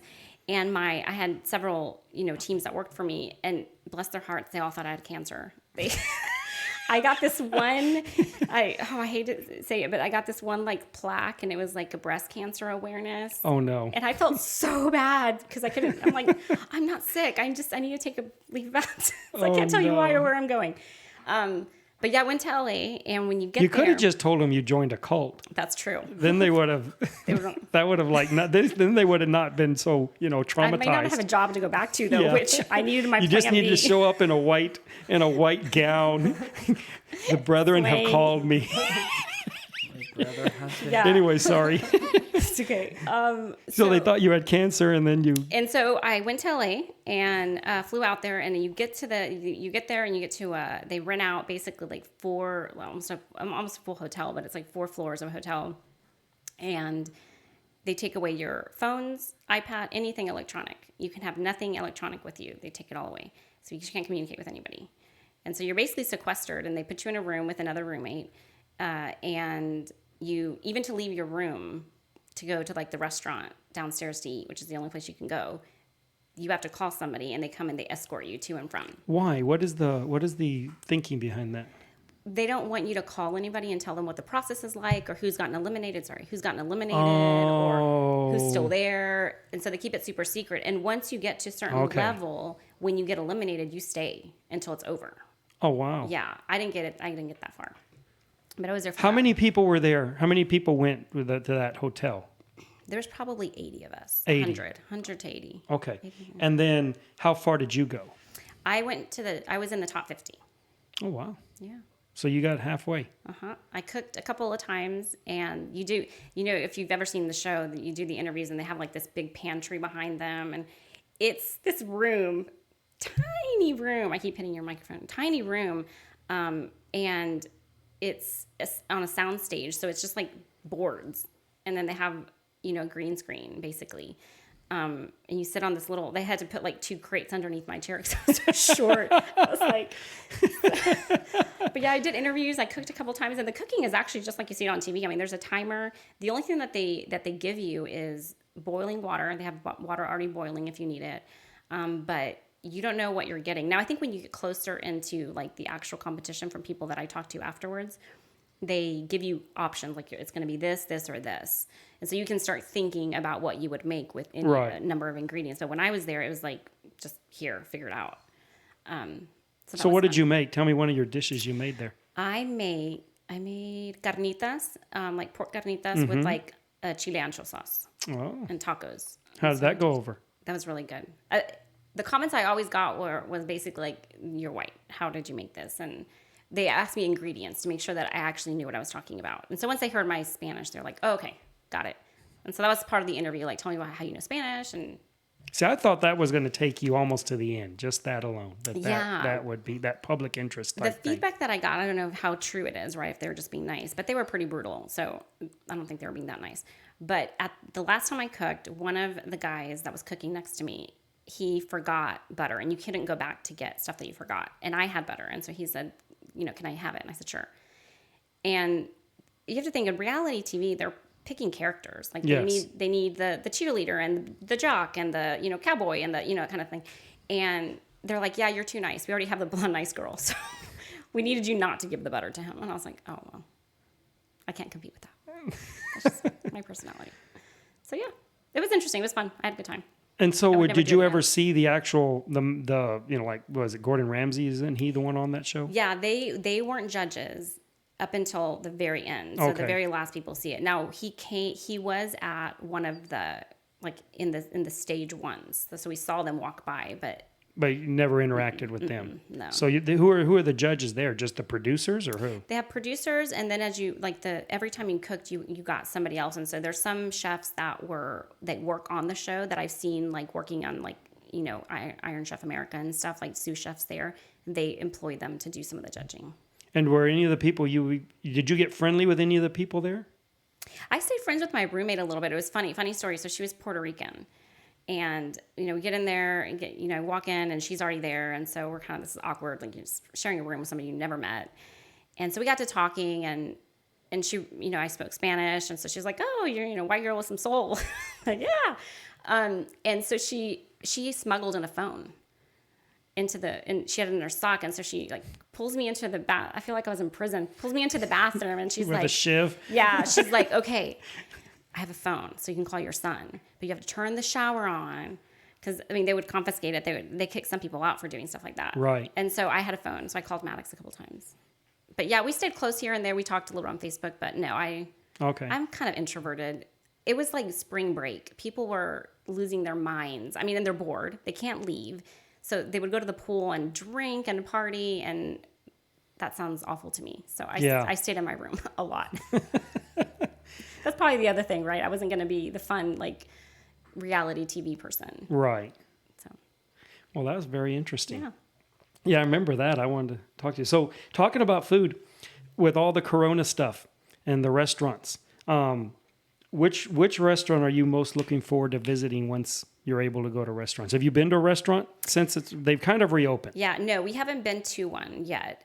We went to Sushi. Oh, did you? See, yeah. We've picked it up. We've picked up food from all kinds of places. I don't places. pick up food. I refuse that. Yeah, certain ones I don't like to, but sushi is fine because it's cold. Yeah. So we've picked that up.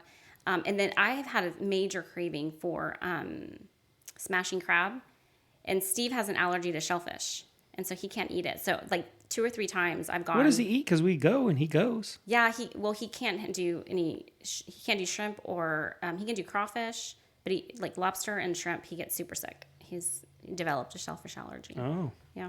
So he gets like po' boys or something like that. Okay. But I've gone and gotten 2 big pounds of crawfish a couple times. So I don't feel deprived. So which restaurant do you most look forward to going back to actually sitting in there and eating in a restaurant? Have you thought about that? Well, we're going tomorrow, supposedly, for Mother's Day to Max's Wine Dive. Their fried chicken is really good. Have you been to Max's? No. Yeah, it's Max's. over at the Quarry. No, I haven't. It's called Max's Wine Dive, and they have pretty phenomenal fried chicken.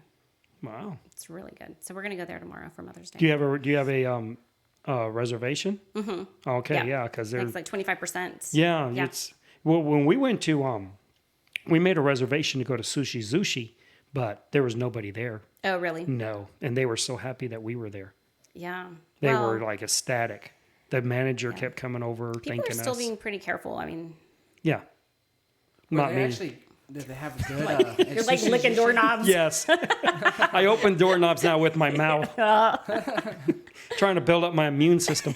What's that? At Sushi, did you have good service? Because every time I go there, they terrible service. Well, yeah, because we were like the only table in there. So, yeah, there was pretty good service. Yeah, Sushi tends to not be Not be great good. service. No, Slow. No. They're super slow. Well, But it is the sushi best is sushi, slow. though. Sushi's slow. Right, Yeah, they or make they're it making to it. order. Yeah. The problem Right. is that I And always it's- have my drink is always... Right. The waiters aren't... Yeah, I know what you're saying. They're not. Yeah. They didn't go to college for sure. See? All comes back. They should have gone to college. Just kick them that, out. that waitering school, super important. So which restaurant are you most hoping will never reopen? Oh, oh gosh, too many to count. All the chains. Me as Cane's. Oh yeah, Raising Cane's. Oh, man. Yeah. My luck, I don't it'll be like the only Carl's one that'll either. survive.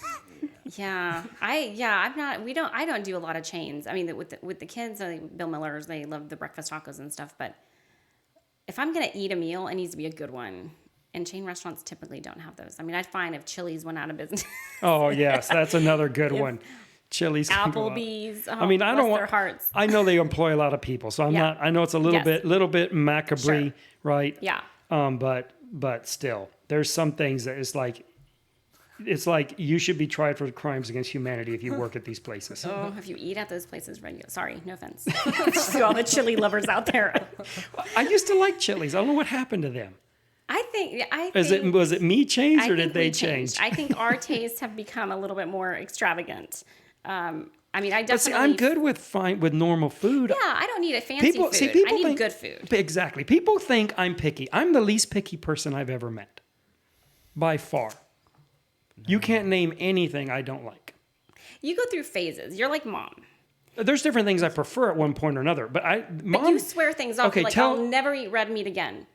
And then you went on a diet of only red meat. Yes. Like, But it wasn't because I don't like red meat. It wasn't pickiness. That was no, yeah. health stuff. Yeah, so, true.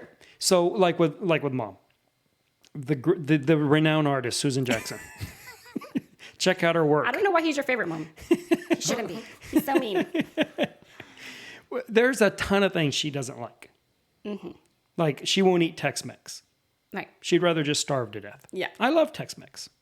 Now, I don't love all Tex-Mex. Sure. I want it cooked right. Yeah, you want good there's Tex-Mex. There's a correct way to cook things and an incorrect. It's like I love steak, but it doesn't mean I love every steak. It's like Right. I would rather have a salad than many steaks because they're made wrong. Yeah. Right? They don't get the pans hot enough. They don't use the right pan. Yeah. They don't use the right charcoal. They don't whatever.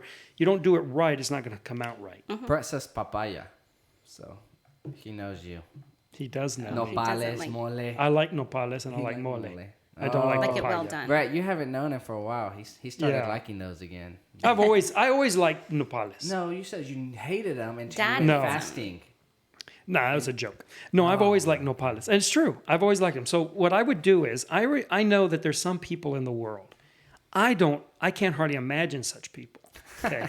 But there are some people in the world that if they find out there's something you don't like, they're going to want to serve it to you. Well, they Now, wanna I can convince you. barely imagine that there's You people haven't like had that. my papaya. Yeah, you haven't had my papaya. I have had God's papaya, and even God's papaya is no good, okay? He also says atole. I like atole. You're going to have a hard Anything time. he's going to say, Michael's going to say, yes, I like No, I'll be honest. I like all that stuff. But I would Papaya? say, no, papaya, no. No, I'm papaya, agreeing. no. That's the one thing I don't like. So, Picky. and God made it, and I don't like it. So, No and offense. so the thing with the nopales is that I would tell people I didn't like that, and I'd make a big old thing about it, and then they'd want to serve it to me, and then I'd pretend I didn't like eating it, but I really love them. I like nopales. And so, like, the joke was on them. Oh, okay. But to your point, I like good food, and I can eat at a hole in the wall for $10. If it's good food, I don't care. I just find that a lot of the big, kind of chain restaurants is mass produced, and it's not good food. It doesn't taste good. Yes. It's just kind of, and if I'm gonna go out and eat, I want to eat good food. I like well-prepared, properly prepared food. And that there are techniques for doing things, right? It'd be like, it doesn't matter. Well, then fry your tortillas in water. You see how that works. Yeah. There are techniques. There's the right oil changes, how a thing is going to taste, or how the texture it's going to give it. All of those, it's all science. It's all Yeah. chemistry, which is why I like Alton Brown so much. like Because, he explains what the chemistry is, why you use this as opposed to that. It's not just being, hoity-toity. Yeah. There's actual molecular processes you- that take place. Have you ever read or looked at the Food Lab cookbook? No. That one's like that. It's very basic, approachable recipes, but it's the science behind each one of them and how you do it and why you do it. Like even like grinding your own meat, why the balance matters, and it's really interesting. Oh, okay. I'll look it Yeah, up. the Food Lab's really good. Yeah. So in April of 2017, you wrote a piece for Modern Separations titled How We Chose Our Son's Happiness. You write, here we go, let me find here. What I was going to read you. So you write this. You say you're outside the courthouse after a day of legal fighting with your ex-husband, and you write this. That afternoon, this is a piece, I'm going to tell you again. This is a piece that Liz wrote for, is it a magazine or an online publication? Online publication. Online publication called Modern Separations. You can look it up if you just type in, if you go to Modern Separations, look up Liz Thompson. Liz Thompson, is that what it's Yeah. bylined under? And the title of the article is How We Chose Our Son's Happiness. And so you write, outside the courthouse after a day of fighting with my ex-husband, that's the editorial comment. This is what you wrote. That afternoon, everything changed. We amicably resolved our issues. and custody schedule outside of court. We agreed to love our son and to treat each other with respect. We no longer rehashed the mistakes and woes of our marriage. When we looked at each other, we chose to see our son instead of our failed union. And I emphasize choice because that's what it was, a choice. A choice to live and behave differently for the sake of our son's future and well-being. Very well written. Why don't you tell me a little bit about the piece? Sure. So I was at a conference, and I can't remember how it came up, but the woman that has that publication, her and her husband are divorce attorneys, and they created a whole practice around what they call modern separations, which is divorce is not fun, but it doesn't have to be that ugly. Like it can be better, and so their practice is all around kind of amicably divorcing. And so we talked a little bit about what my story was, my history. And so she asked me to write a piece about it. And so then I wrote that piece, and then I actually wrote a chapter in a book about entrepreneurship and step-parenting and parenting. And which book? It's called Confessions of a Boss Mom by Dana Malstaff. And is published? Mm-hmm. And which chapter did you write? Yeah, I think it's maybe the fifth one. And it's basically different perspectives of parenting and running a business. And so mine was step-parenting and co-parenting. And running a business and kind of all of the ins and outs of that. Okay, I'll look that up. I didn't know about that. Yeah. So anyway, going back to the piece here you wrote on this, why don't you just kind of give us a summary of what this is, what you're writing about in this piece? Sure. So I married very young. I was 21. I met him when I was 18, and my ex-husband. Married at 21, a baby at 23, and divorced by 24. So whirlwind, right? And there was the first year, Maddox was a baby. He was an infant when we got divorced. And so that first year was really challenging. The divorce was actually really straightforward. We got divorced within 60 days, 90 days. I don't know what it is in Texas anymore.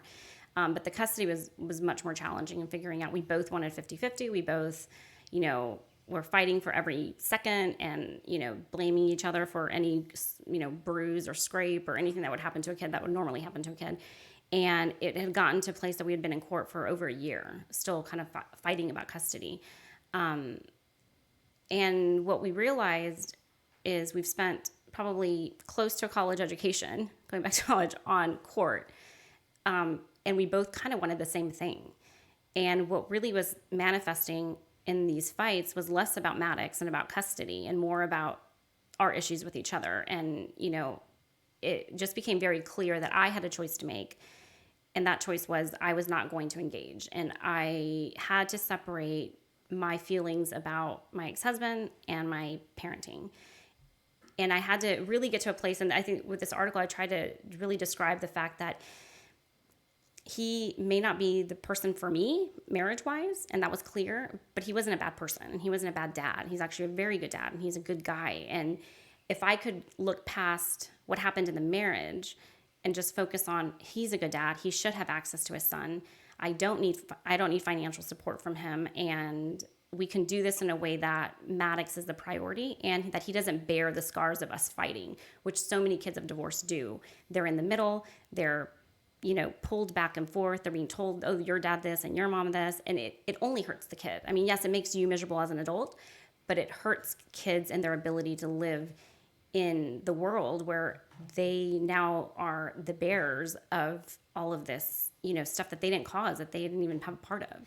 And so I really wanted to change that narrative for my kid. And I wanted my kid to be able to not choose who to sit with at an event, to not have to choose who to say hi first to, because one of us will get mad. And so I think we've effectively done that.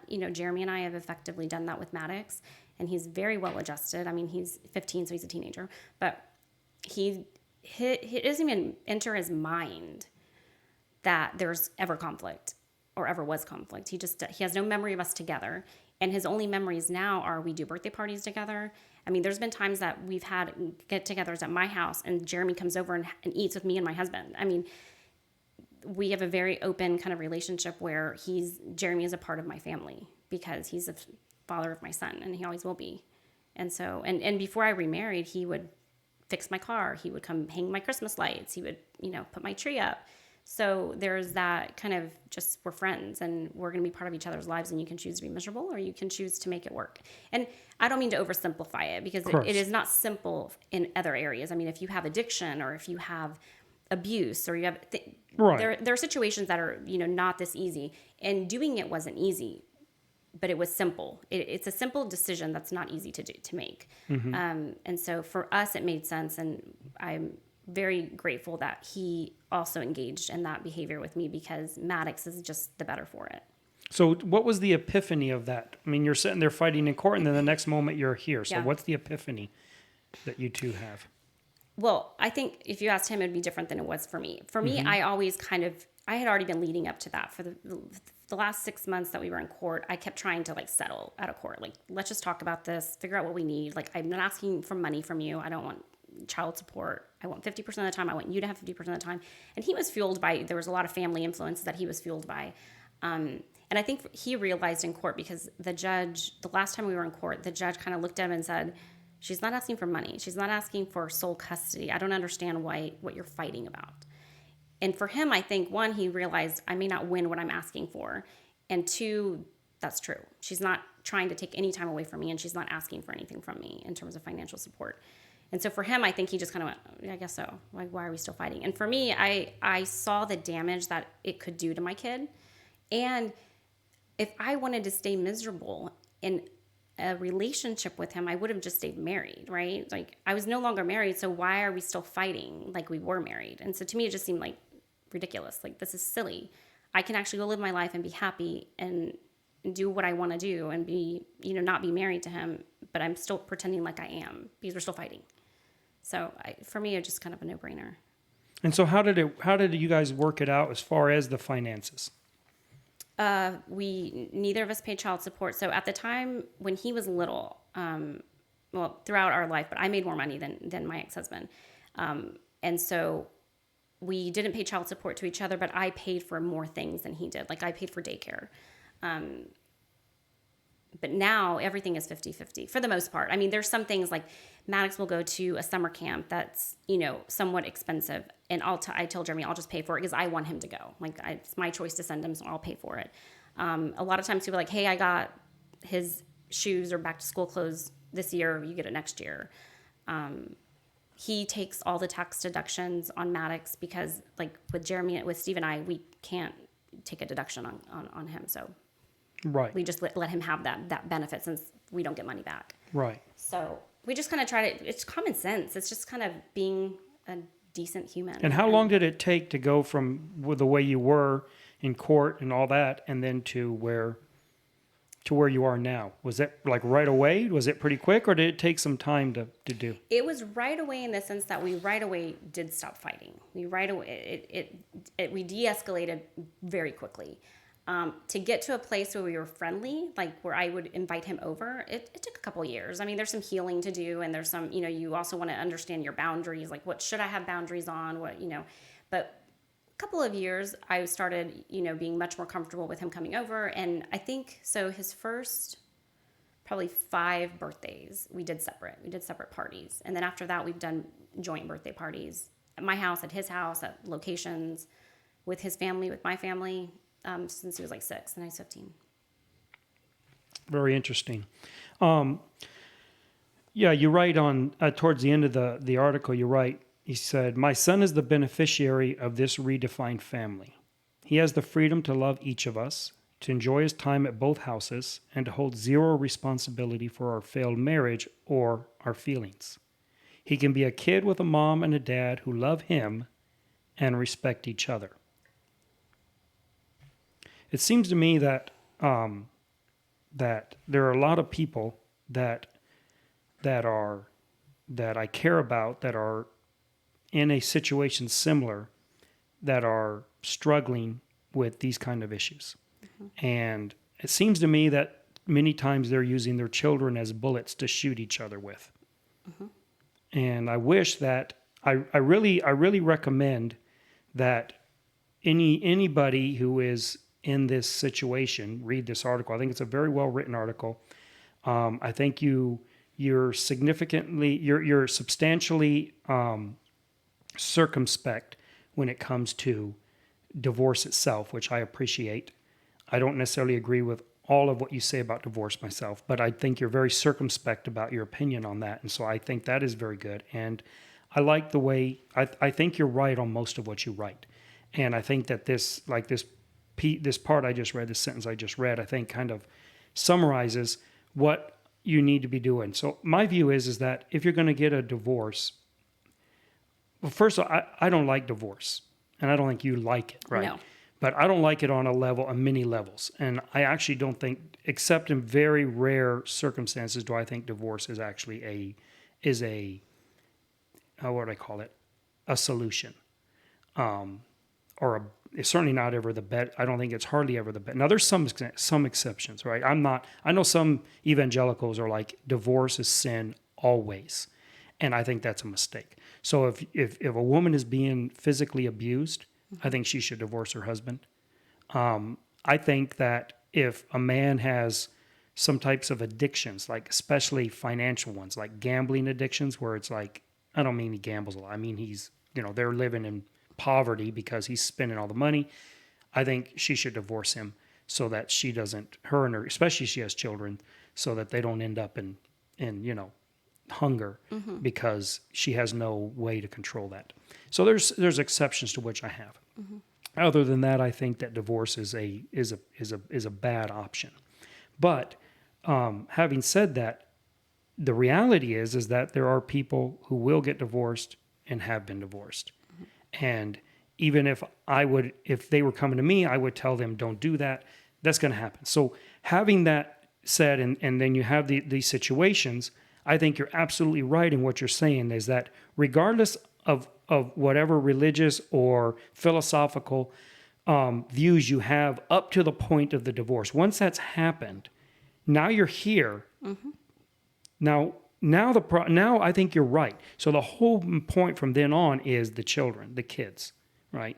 That is what has to be the priority, which is, so then at that moment, you have to quit fighting and trying to get your vengeance and get your validation and your vindication and everything that people are looking for so often, right? They want to it's like when somebody takes advantage of you and they sell you a car that's bad. You go to the, used car salesman and you get a bad car, and then you want to take them and report them to the Better Business Bureau and find every way you can to hurt them, so that because they hurt you, divorce tends to be about that. And instead of saying, okay, now we're here, and we need to make sure that our children are not going to be the let's say the beneficiaries of a terrible legacy of hatred and fighting, and be those kids. Because I think that type of a environment very detrimental for children. It's toxic. Very bad. Especially in the developing years, where they're learning how relationships work, and they are learning attachment, and they're learning how to or not emotionally damage other people. And they're watching the two people that they care about most and that comprise their world. They're learning how to treat each other by watching how those two people treat each other. And it's toxic for a kid, especially young kids, because they learn it. Yeah. They see it more than you realize. I was very lucky in the sense that Maddox, lucky, nobody's lucky that goes through a divorce, but I was blessed that it was actually, he was so young and he doesn't have a memory of that time. But a lot of kids are in the middle of it and remember all of it and see it and hear it and repeat it, and it's sad. Yeah, it absolutely is. So if you were talking to somebody who was in this situation with this, or they're just recently divorced or going through divorce, what would you tell them? And there's kind of give me a maybe a 3-step thing or a 3-point part thing or something like that, where you because it's real hard to do. It's like, it's easy to say, get along and put your kids first, but what do you how do you practically implement that in your own mind? Well, I'm not a therapist. Yes. So my advice is not therapeutic advice. I would definitely go see a therapist. But in a situation in which there's no physical, emotional abuse, addiction, like let's say both parents are good parents. You don't love each other, you don't like each other, but you're good parents. My advice is, one, know that you can't control him or her. You can only control your actions and what you do. So focusing on what you can control, which is how you interact and what you do and what you say or don't say, and how you express yourself about that other parent to the child, focus on that. So many people try to focus on the other parent. Well, they're doing this. Well, they're doing that. And so your reaction to that, try not to react to that, because you can't change that. You can only change you. And so I focused on that. The other thing is that I did, I think it's really important, is the differences that two people have in parenting styles are likely the differences they would have if they were still married. But it wouldn't be such a point of contention, right? One's very permissive, one's more strict. And that would be the same if you were still married. And so what I tried to do, and I'm much stricter than Jeremy is. I'm much more disciplinarian than Jeremy is. I value going to bed at a certain time. I value eating decent meals. I value showers every day, all of those things, right? And he's much more like free range parenting. And what you can do is, instead of trying to change his parenting style, or compare them, is I have reframed that conversation in my brain, where it's like, Maddox is learning from me things that are very valuable. How to be organized, how to be self-disciplined, all of those things. And he'll never learn that from his dad. But what he's learning from his dad, he'll never learn from me. I'm not free range, right? I'm much more, You're a helicopter. No, I'm not. Yeah, you are. But my baby. You probably have him tracking him right now on your phone. I won't make you answer that question. I do have a tracker. Like I said. I do. For safety purposes. Oh, yes. But the things that he's learning from his dad, he's learning how to fix cars, and he's learning that sometimes a schedule is not a big deal. And he's learning that, if you eat junk food or 5 sodas, it's not going to kill you. And that balance and an adult is important. And so I reframe, and instead of looking at the parenting styles, different parenting styles, as a weakness, and as you're a terrible parent because you let them, stay up until midnight and drink a Coke. Well, you don't let them do that. So they're getting a very balanced childhood. And so appreciate that and reframe it in a more positive way. And then obviously, the most important is, do not disparage that parent to that kid, because the kid will resent you. Like, you think that you're doing the opposite. You think that by saying, let me tell you what your dad did, and let me tell you what your mom said to me, or whatever, what you're doing is bolstering that kid to defend that other parent and to resent you for doing it. And so even if they're like, come home and dad is great, he took us here, he did this, he did, it's so wonderful. And you're like, what, I wash the dishes and I clean, I drive you around and I buy you all your, that's not helpful. It's like, oh, great, that's fun. That sounds great. That sounds like you had a great time. I'm glad. And so just, it's counterintuitive, but when you disparage the other parent, it just makes it worse, your relationship with the child, and it also really damages the kid. Because that's his dad, that's his mom. Yeah. Like, they don't want to hear what terrible things they did in the marriage, or they don't need to hear that. Yeah. So yeah, I think that's well, very good. So you mentioned discipline. You say you're a disciplinarian. You're so strict. I am. So explain that to me, because you and I have disagreed for many years over child discipline.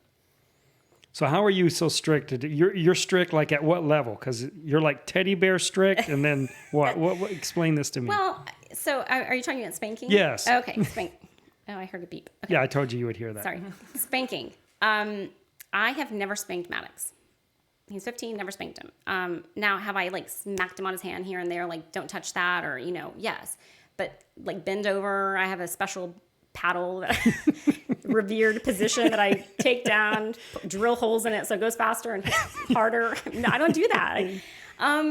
So I never felt good about that. I just, having somebody twice his size wail on him just doesn't make me feel good. I'm like a good parent. But I think my disagreement with spanking, it's not that I don't think anybody should spank. I mean, you make your choice that's right for you and your family and your kids. For me, it wasn't right.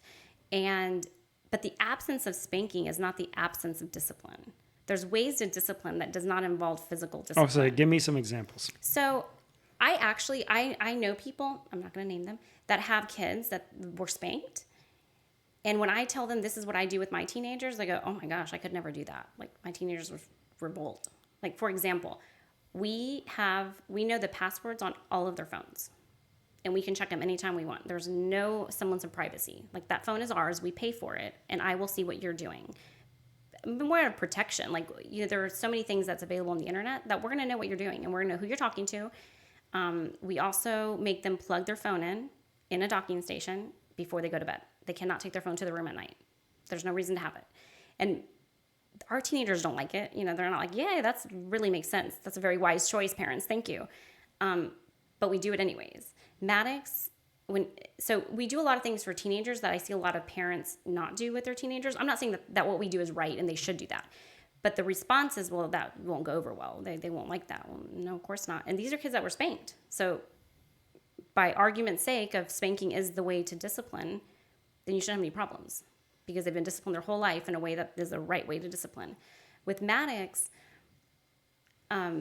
he knew from a very young age, I'm not saying he didn't have meltdowns and and part of it is personality. Maddox is a very docile personality. He is very easy. He was not challenging. He, who knows? He's 15 now, so he could do anything. So, knock on wood. But he has always been a very easy kid, very easy temperament. So that's one combination. But he knew that when I said no, it meant no. He knew that if I said, I'm going to do this, if you do that one more time, I would do it. So many parents I'm going to ground you for 3 years. They're not going to do that. Or, last time. I'll give you one example. He was probably 3. And Maddox is very OCD. And he's very detailed and he collects things and he's very specific about what he wants and what he collects. He was about 3 years old and he wanted, we went to get a Happy Meal at McDonald's and there were these superhero toys that they were, giving and he goes, Mom, I already have all of them except for this one. Can you ask if they have that one? I'm sure, I don't mind asking, but Maddox, if they don't have it, you can't get upset. They do or they don't. And so I ask and they don't, so he got one he already had. And he has a meltdown. And I said, Maddox, if you don't stop, I'm going to throw this in the trash. I will throw your Happy Meal in the trash and I'll walk out the door. And that seems small, it's $5. But very few parents are going to take a Happy Meal they just bought and throw it in the trash can. And he wouldn't stop, so I grabbed it, I threw it in the trash, and we walked out the door. And he stopped. And that never happened again. So I think consistency and discipline, I am very consistent. I discipline in the values that I hold. And he knows that I'm serious, and he knows who's in charge. He does not run the house. He knows that I'm the parent, that I'm a parent first, not his friend. I want him to like me, but I don't care if he does at this point because it's more important for me to parent him. And I have been able to do that without spanking. Now, does that work for everybody? No. There are some kids that are more challenging and they don't learn by reasoning. But I think that when I think about when you're building a human and they're going to be who they are. You can't make them and be something that they're not, but you help shape them. And one of the things that I value is I want him to be able to communicate effectively. I want him to be able to assert himself. I want him to be able to self-advocate. I want him to be able to communicate just effectively and to be able to reason, right? To use reasoning. And that stuff doesn't just appear magically when you become an adult. That's stuff that's built over time. Mm-hmm. And so I felt strongly that from a discipline perspective, within age-appropriate ranges and levels, if I could reason with him and explain things and let him respond within reason, that he would build those skills. And he does. He self-advocates. He is very communicative. If he and I, now it's a little bit more, gray because he's a teenager and there's more battles that you're kind of figuring out. What do you fight? What do you say no to? What do you say yes to? But at this point, he's very good about Mom, I'm just having a really bad day. I'm grumpy and I just need a minute. Very few teenagers are able to have that wherewithal to be able to say that and parents to accept it. We all have bad days. Or when he's just being a little jerk, I can say, hey, you know what? I love you, but I don't like you right now. You're kind of being a jerk. And if you're having a bad day, tell me, but don't act that way. That's rude or whatever. And we can have some really good conversations that a lot of times I think parents don't have because it's well, I'm the parent and this is what you do and I'm going to whip you if you don't. And I didn't find that to be an effective method of discipline for me, but I do think that I am a disciplinarian. So what if you still haven't told me how you discipline him? Oh. You threw away his Happy Meal. No. He was 3. That was big. Age appropriate. It was age appropriate. I thought that was yesterday. No. Yes, on the way here. On the way here, you throw away his... No, so Tell me some way. You understand? Here's the problem. he loses his phone. So I take hold things on. away that he values. Okay, hold on a second. Okay. So you just so you understand, right now I'm doing more of devil's advocate than advocating a position I Okay. hold. All right.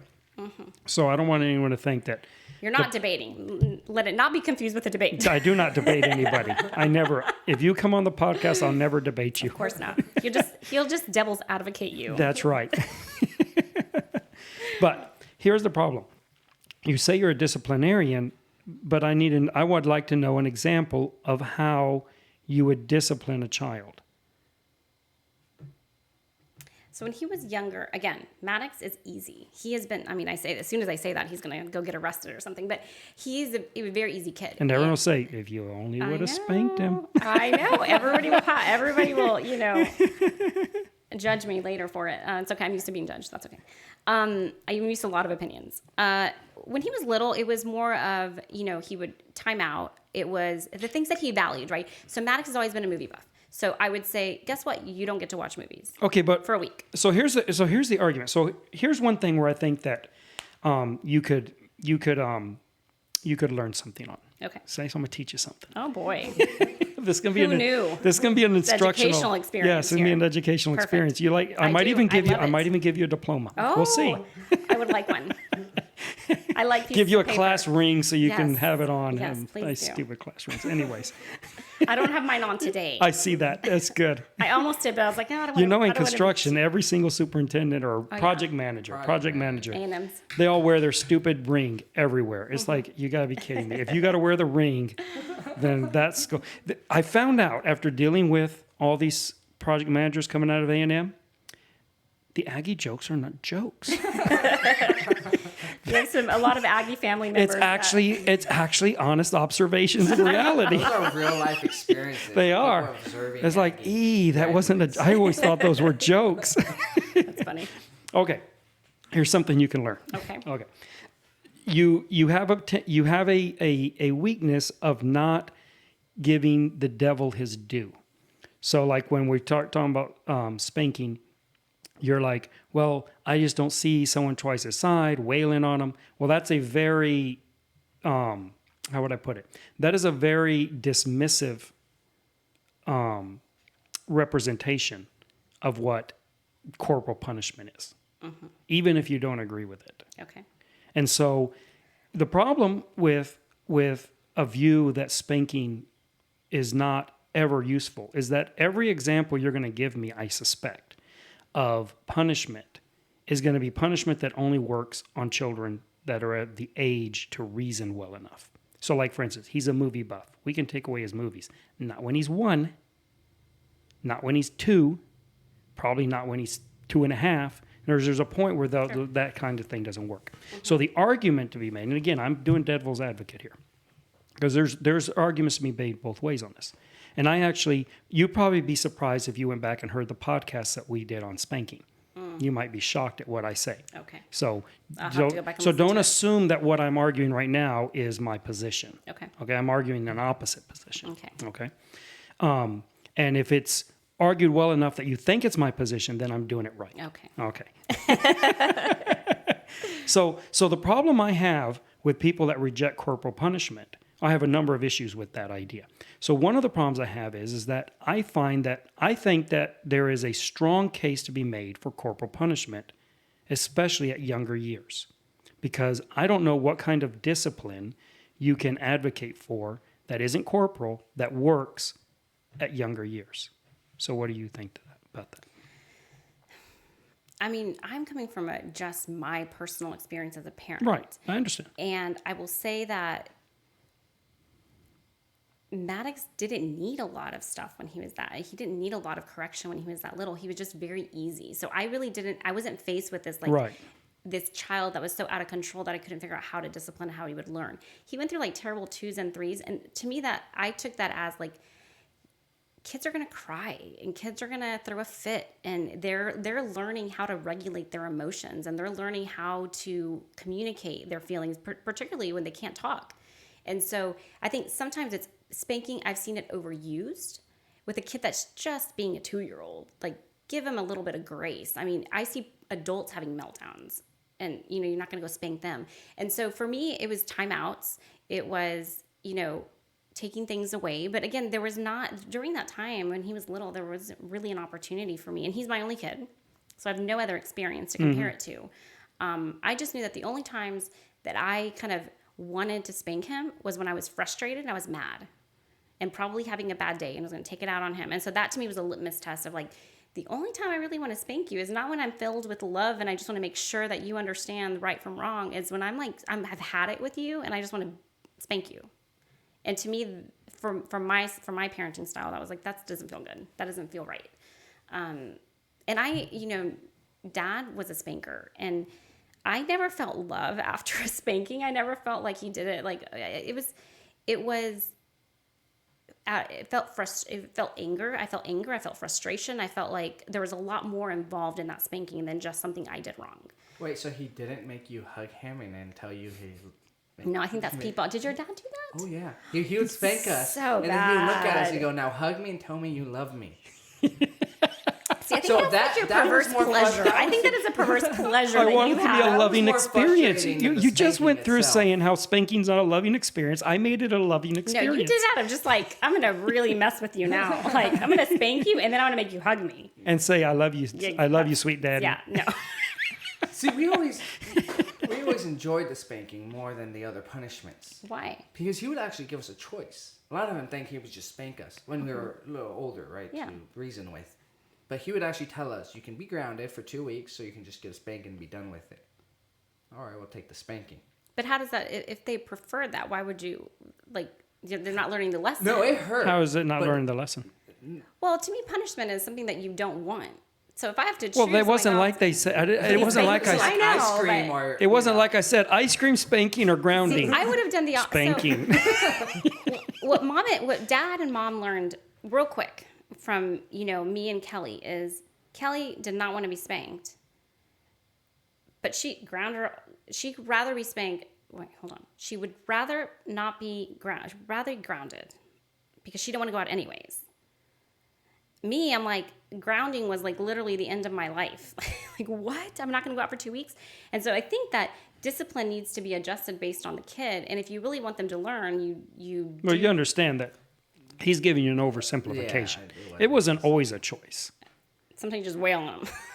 It wasn't kidding, always. I understand. Yes, sometimes I would just beat the snot. It's not out of the poor kid. No, it was discipline.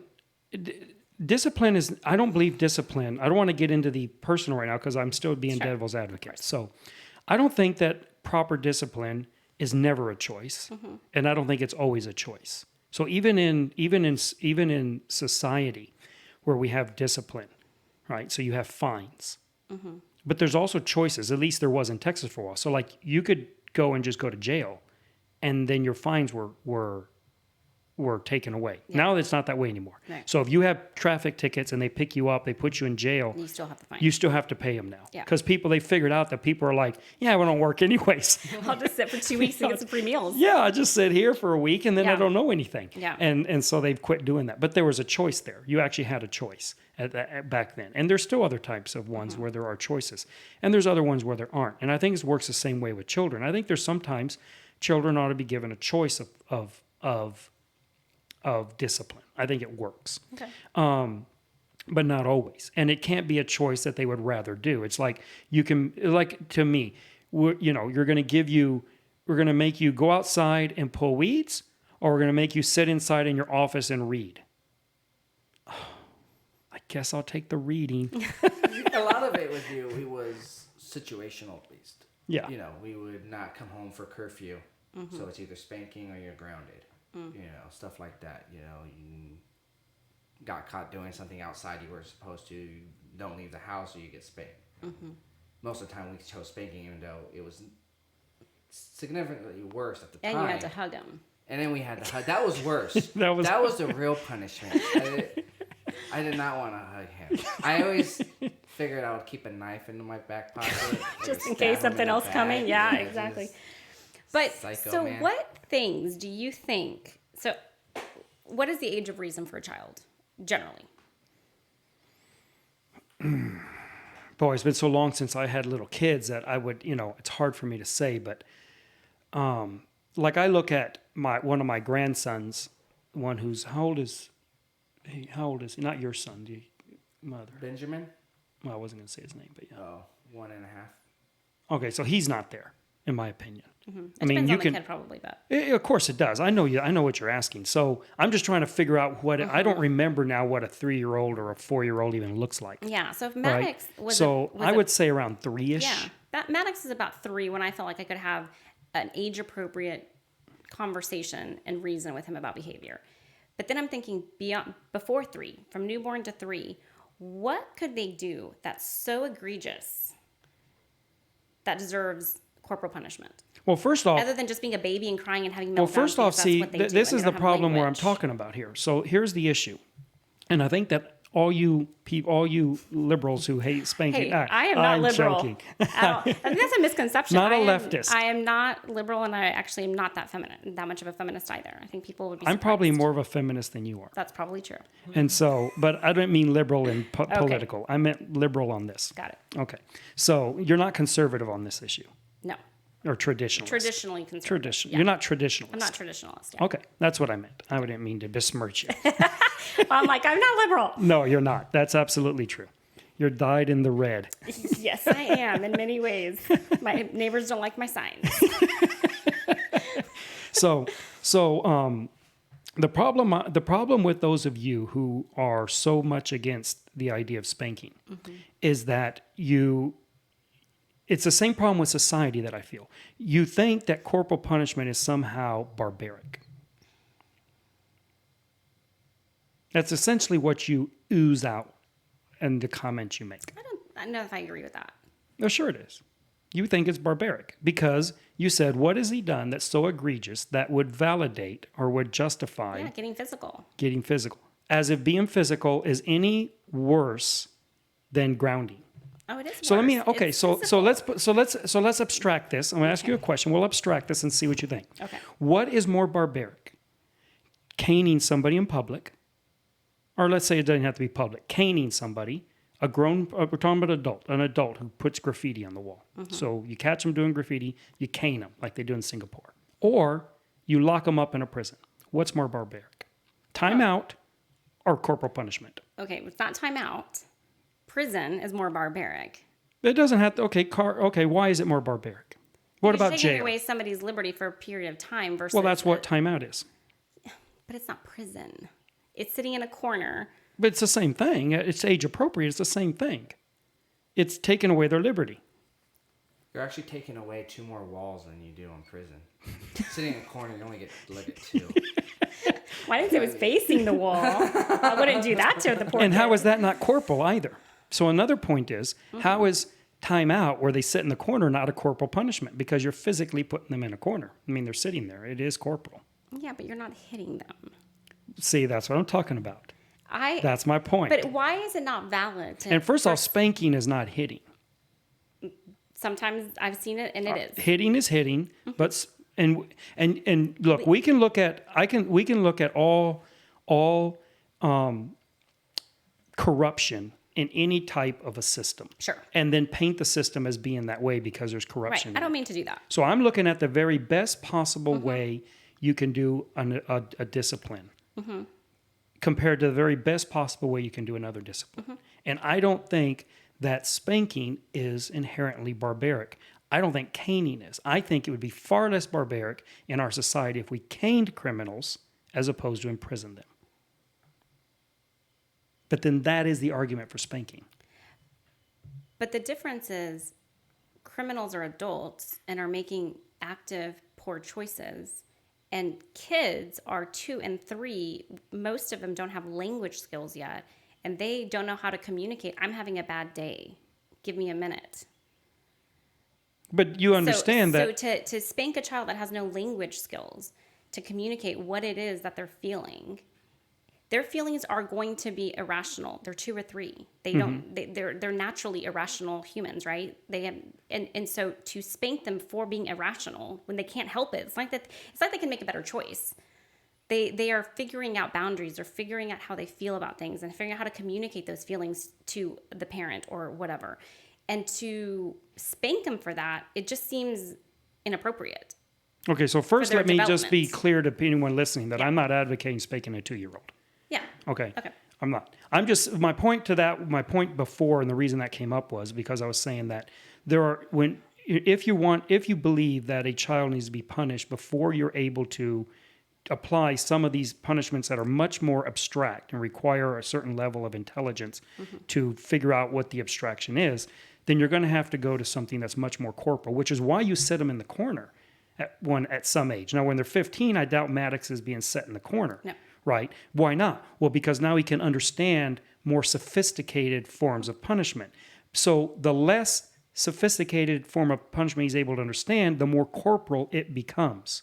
Because the closer you get to what is corporal, that more lizard brain you're reaching, right? What they call the lizard brain. You're able to penetrate the lizard brain only through what is tangible, physical, corporal, right? So with that argument, then the logical end of that argument is that there is a place for spanking at all levels, at all ages. Now, I'm not saying spank a newborn baby. That's not what I'm saying. I'm just saying that would apply going all the way up into adulthood. There is a place for physical corporal punishment because there are people, and this is the argument that Solomon makes in Proverbs. So the argument that Solomon makes in Proverbs is that there are people you cannot reason with. He calls them fools. He says the rod is for the back of the fool. It's the only thing they understand. And there are people in our society at all ages who I think are what he observed. There are people in our society that are never going to learn through more abstract forms of punishment, whether it be from society or from their parents or from wherever, even in their job place. Now, I'm not advocating that we start caning people at the job place. I'm not advocating any policy. You may want to resign, Nolan. He got a spanking yesterday. He abuses me in places that you can't see. Verbal abuse. Oh, pobrecito. My scars are deep. Inside. I'm so sure. They run deep. Yeah. You understand what you understand the case that I'm making. Yeah, there. I do. Now, to take the other side, the problem I have with spanking, one is from a Christian perspective. Okay, I have a real problem with the idea of spanking as a Christian, and that is because it is not taught, discussed, or advocated in the New Testament at all. So the New Testament talks about raising children, and it talks about discipline, and it never talks about spanking. Now, to take the flip side of that, the advocates would say the Bible as a whole, written by a single mind, right? God's its author, and therefore it must be taken all together. Fine, valid argument. You flip that back over and you say, however, there's a whole lot of things in the Old Testament that we're not doing as Christians. And so who is arbitrarily deciding this one yes and that one no? So that is a problem I have with spanking to begin. Now, where I draw the line on that is, and this is what we discussed in that podcast a while back, where I draw the line myself, I think, now. And of course, I think things now I didn't think when I was 18 or 19 raising my children, right? So, you can complain all you want, and there's a statute of limitations on parenting. That's just the way it is. It runs out every day. It was never that bad for me. I was never a bad kid. No, you weren't. You were the easy one. Kirsten was the easy one. Kirsten. He was the next to the easiest. Yeah. None of my That's why I kids. stopped at one. He's good. Like, I'm not going to attempt fate. And Cole wasn't a bad kid. I didn't have bad kids. They all have different personalities, though. Yeah, Cole got himself into more trouble. But it generally was, it was trouble that I should have been a better parent and tolerated. It was the kind of trouble I got into, which was, just full of energy and full of curiosity and full of life. And it's irritating when you're a parent and you're tired and they're, out there breaking something because they're not because they're being destructive. They're just kids and they want to figure something out. And they do something and it's like, oh, now I have to go fix this. And you get mad, you get irritated. And I agree. A lot of the times I discipline my kids, it was out of frustration. No doubt. I think that pretty much all parents do that to some point, whether they use corporal punishment or not. Agreed. Right? Or if it's just yelling at them. But anyways, but no, my kids, I didn't have poorly behaved kids, in my opinion, when they were young. And so when I say that Kirsten was easier, it's relative. Yeah. I'm not saying Cole or Nolan were not. It just, Kirsten was, and this is largely because she was a girl, right? So girls are just so More much easier to compliant raise. Yes, they're a lot easier to raise to a certain, up to an age. But till teenager. Till they hit an age, and then generally, not always, but a lot of times girls become a lot more problematic. Now, Kirsten hasn't yet, right? She's been, she's great. I would never tell her that, and that's good. She doesn't watch the podcast. That's good. She's not one of my 3 viewers. So anyways, what I was going to say is my problem with spanking is that another problem with spanking is on that issue is that parents think, well, I have to spank my kids in order to be compliant with the scriptures. And I think that's a huge mistake. Think people do that? Of course. I think it's taught this way in many neo-evangelical churches. So you go to more liberal churches, and so you don't hear this as much. But if you go to smaller neo-evangelical type churches, if it's not said, it is strongly implied. It is the culture, right? This is one of the things you get in trouble with when you deal with Christianity at that level. That they're like, we never say these things. We don't think that. And they don't ever say them maybe, and they may never think them. But there is a culture in these small churches that is inadvertent. It's not about spanking or any of these separate issues. It is about we take the Bible seriously, right? And that's not a bad thing. That's a very good thing because there's a lot of Christians that don't take the Bible seriously. And I don't mean Christians like individuals in their house. I mean ministers, okay? Leadership. People that are influencers, if you want to call them, you could call them influencers. It may not be the pastor, but they're influencers of Christianity, and they don't take the Bible seriously. And I think that is a fair representation, meaning many people, and you might be shocked at this if you talk to some people, that you think they take the Bible seriously. You'll find out they really don't, meaning that they don't think that the Bible might not even be inspired. Okay, there's many Christians that even here in Texas, it's more rare, but you get outside of Texas, outside of the South, you're going to find more of it.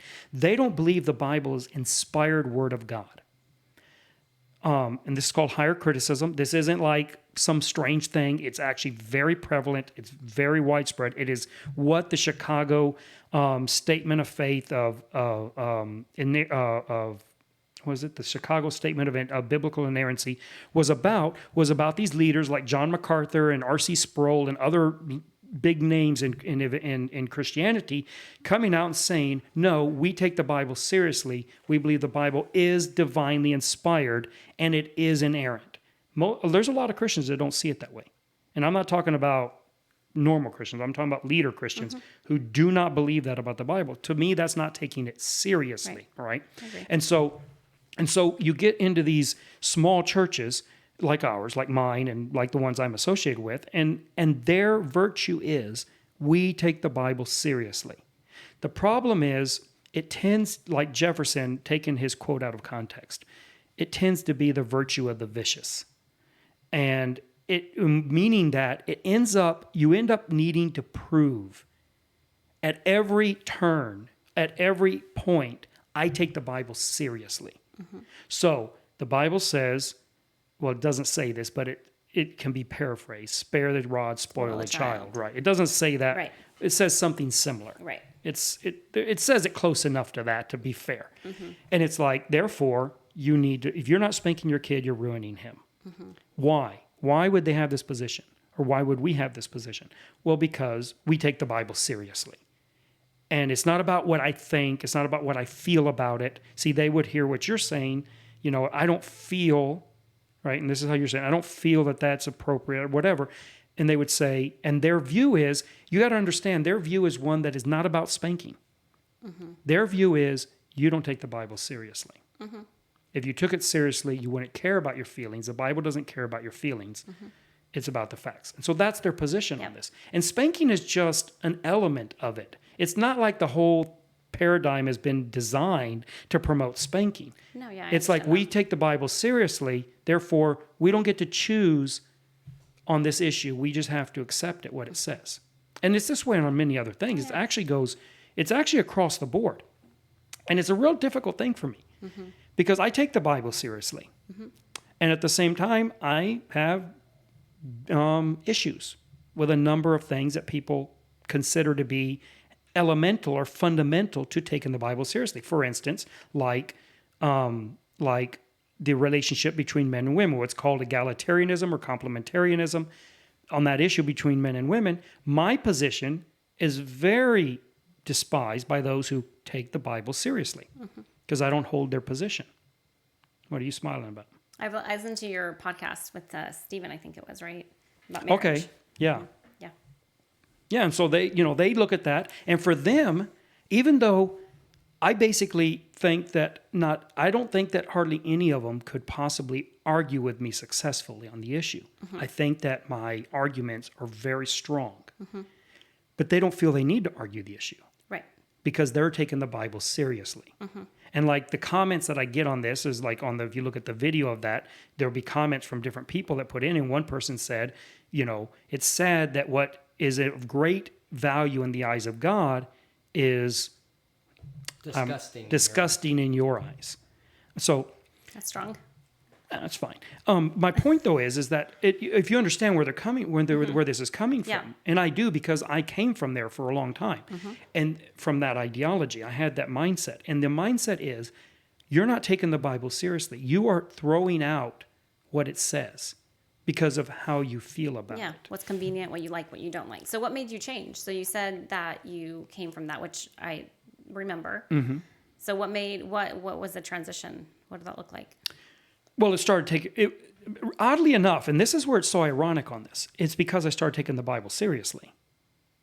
Okay. It's really pretty ironic. Okay. That this is the source of where I have morphed, or I have changed pretty dramatically on a number of issues. These are like the low-hanging fruit because you can wrap your mind around it. But if we got into doctrinal discussion and much more existential philosophical discussion on these things, you'll find that it's across the board that I've changed.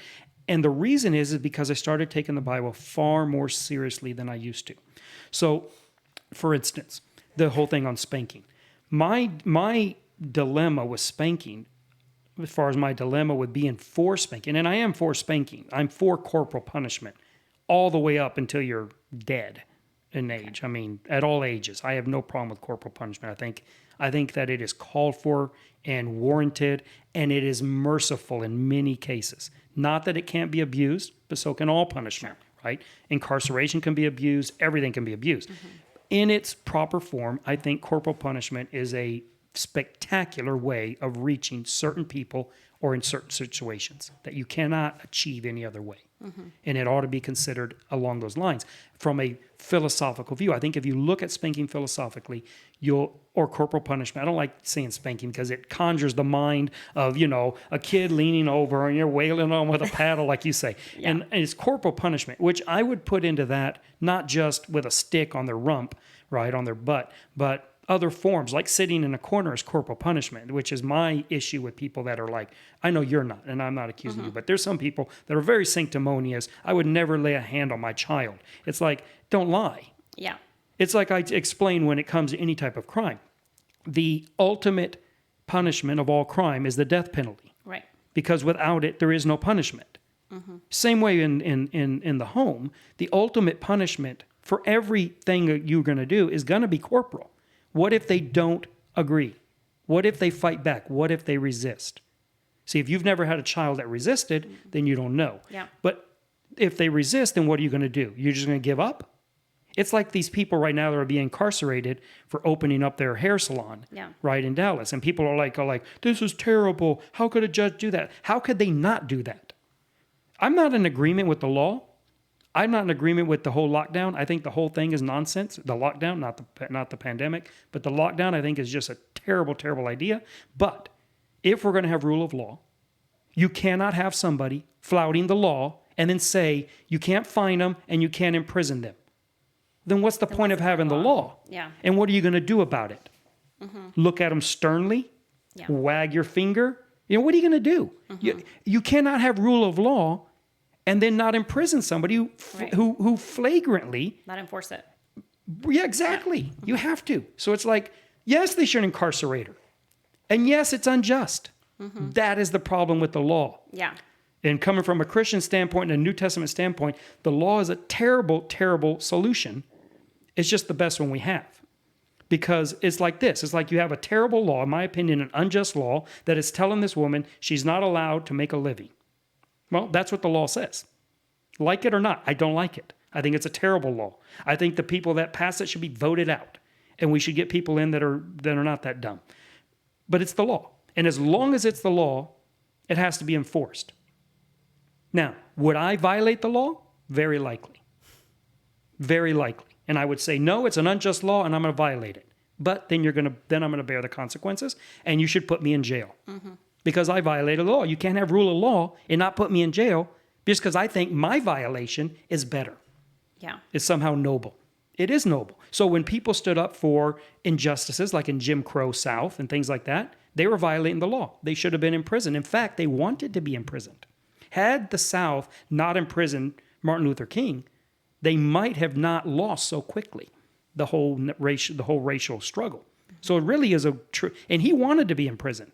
They were very careful, the civil rights activists of the South, Martin Luther King and the ones associated with them, very careful choosing who they were going to put in the position to be going to jail. Because it needed to be someone like Rosa Parks who were not going to deserve to be in jail for any other reason. So they had cases that they could have pushed forward before Rosa Parks, and they didn't because it wasn't the right person. They needed the right person there.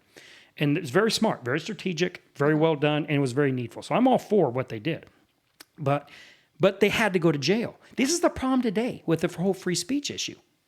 The problem today with the whole free speech issue is like, I have free speech, which means you shouldn't be able to fire me if I say something you don't like. That's not how free speech works.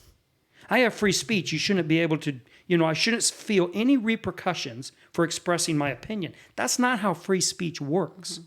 Free speech means I say it, I suffer the repercussions, but the government can't shut me up. That's how free speech works. Right. And being fired from your job for saying something you shouldn't, that's part of free speech. And you should quit whining about it. I agree. All right. I don't mean you. No, I mean, yeah, I know. Yeah. So anyways, going back. So I started taking the Bible seriously. I like to go. Roundabout way. Yeah, We'll get there. Yeah, we'll get there. I started taking the Bible seriously. For instance, and I talk about this all the time, and I know my 3 viewers are sick of hearing about this. But you look at the Bible, and you got it all divided up into verses. Right. And you got these little 20 words at a time divisions. And you think, well, I have a verse that says this. Yeah, but it wasn't written this way. It's written as a full document. And if you're not looking at it in context, then you're not taking the Bible seriously. That is not taking it seriously. Taking some fragment of a sentence out of context, that is not taking it seriously. Yeah, so that's just an example of that. So when I started doing that, then I start reevaluating things, start looking at things, say, in context on, for instance, marriage and on women and men and their interaction. And you start realizing, well, wait a minute, this is not what the context is.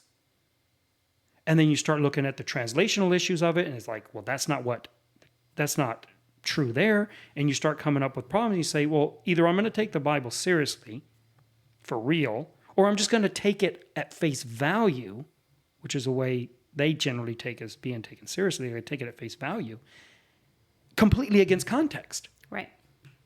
And so do you think there's an element also in that shift for you where there's also an element of personal experience, that you experience things that at 19, 20 young father, that you now have teenagers or adult children that you're like, yeah, I look at things differently now. So I have a different perspective. Right. I understand what you're asking. So it's so hard to make this statement I'm about to make. In fact, it's probably impossible. So you should take it with a grain of salt. Okay. It's probably an impossible statement for you to make. And I think you'll see why. So I think I'm a very objective person, but it's impossible to be objective about whether or not you're objective. Right. Because it is a subjective statement by definition. So who knows? Yep. My assessment of myself is I'm an incredibly objective and logical person. I look at things logically almost exclusively, which makes a strain, like, for instance, on my marriage. Because I don't look at things emotionally hardly at all. What? Terry! Yeah, no, I don't look at them emotionally at all. Hardly is how I assess it. Now I could be wrong because again, by definition that was a subjective statement. So it's hard to say. But anyways, so to your question on that, no, that's not really how my mind works. So when I believed the way I used to think of, let's say, corporal punishment. It was because of how I saw it was the same. That's why I identify. It was taking the Bible seriously. That's what it was about. It wasn't like, oh, good, I've always wanted to spank somebody. I've always wanted to hit someone with a stick. And so now here's my reason to do it. It never was that. It was me wanting to be the best parent I could be and believing that it was beyond my human capacity of understanding, of discernment, of logical ability to figure out what that would be. And to me, that's part of where the value of tradition comes in. It's why I tend to be in a moderated sense, in a modified way, I tend to be strongly traditionalist.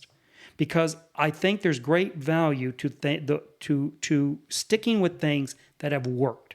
So my problem with modern parenting and modern government and modern social understanding is that they are blazing all new trails. Now, they may be right? The whole modern social view of the world, it may be right. We can say, no, it's not, but there's no way to know until we try it. But it's completely untried, which means there are going to be ramifications, there already have been, that they are unaware of. So I'll give you an example of this. We have the modern social view is sin is out. Sin is antiquated. It was conjured by religion to control people, to frighten people. That's out. There's no such thing as sin, right? There's no such thing as sin. We're in evolutionary biology. Everything can be explained through that mechanism, which is reproductive mechanism, especially they're talking about sexual sin. All that's out. There's no such thing. That's gone. But then they find out, you can't live without sin. There has to be sin. There just has to be. And it's not because there has to be, we have to make it. There has to be because there is. And we have to identify this reality that exists in every single person, this reality, this truth, but it can't be sin because sin is out. So now they have their own sin. They've conjured their own brand of sin. It's called phobia, right? You have transphobia, homophobia, isms, racism, xenophobia, all these different ones. These are the new sins. And now I'm not speaking for or against whether they're true or it's not the point. The point is, these are the modern sins. So it used to be, if you committed adultery, you had an A on, you walked around with an A. Now, if you say something against a certain identity group, that's your letter. Right. That's your sin. And it is sin. You can lose your job, you can lose your career, you can lose your kids, you can lose your freedom, you can go to jail for these. So this is real sin, right? This is the new sin. Okay, fine. So now we have a new sin. And this is good as it's going to be. The problem is, it's not been defined well. So with the old sin, the traditional sin, it was very defined, right? We had the 10 Commandments. Right. We knew what they were. And there's others, but that gives you, that kind of prototypical of what it is. Yeah. So it was very well defined. Nobody was unaware of what sin was. Now nobody knows.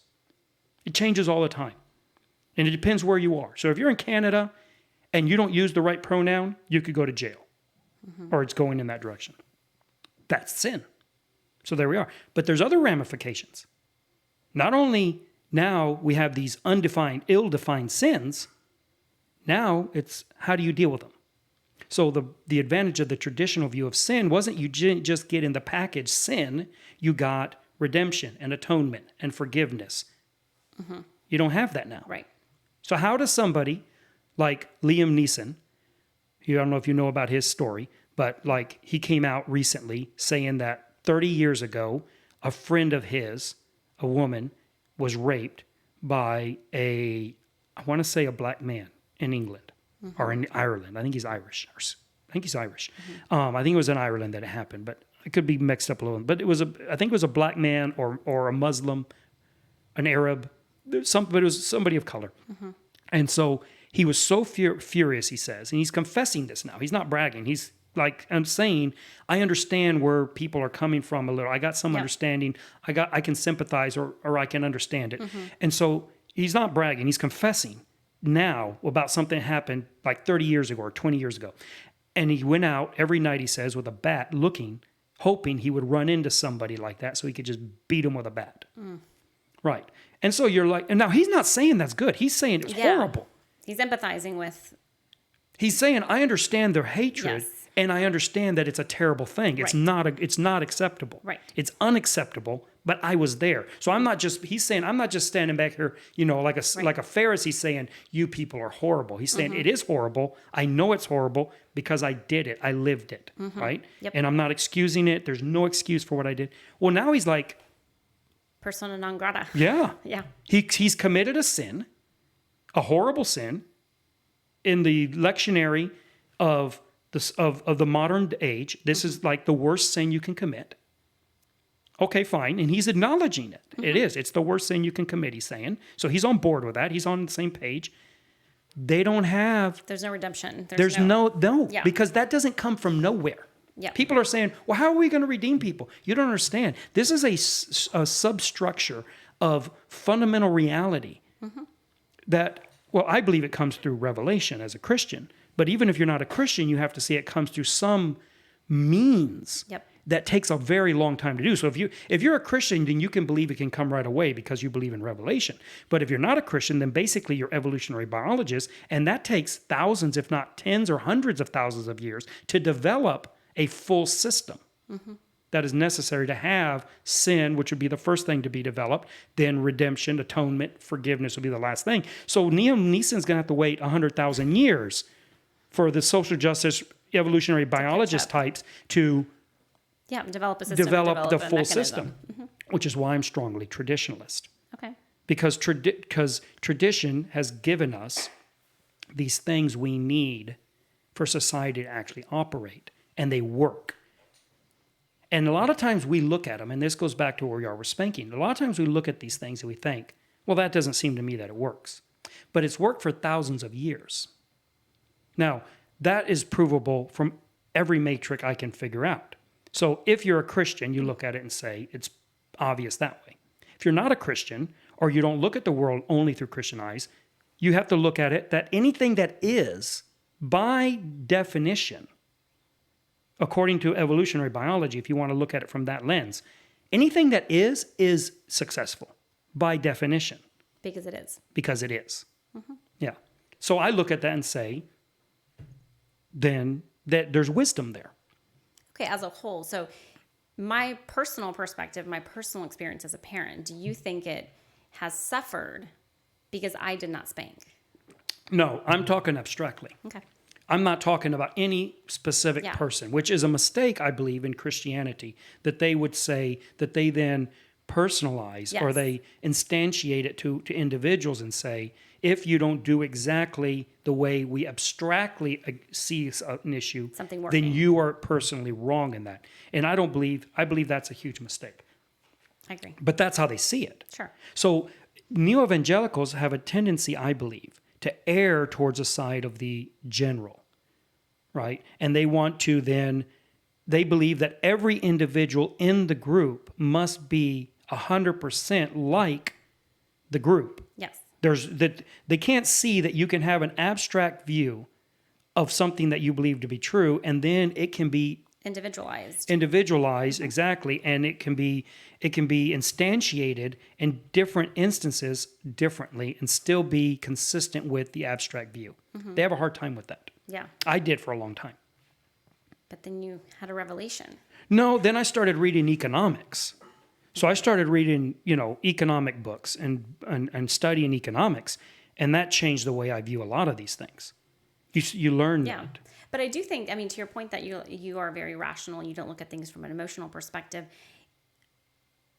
gaining experience and changing a position or a viewpoint on something because of a gained experience or a new experience or more enlightened experience, I don't think necessarily is emotional. And spanking is one example, but there are other examples of things I think that you had a very strong position on when you were in Mexico, being a full-time missionary, that when you moved here and had a job and worked, that you've said, oh, Well, that's not super practical advice to give people, because now I'm living the other side and I realize, and it's not emotional and you're not making a big emotional. But it's subjective. But So here's it's the problem. subjective, It's but subjective. But you have changed your perspective based on a new experience that you had not had before in a Right. different perspective. So I No, think I that there understand is what you're some saying. of that versus it just being the subjective, like I took the Bible seriously. You also gained experience. And I think all of us do that as humans. We walk in, you know, what I thought I would be as a parent with a 2-year-old is very different than a 15-year-old.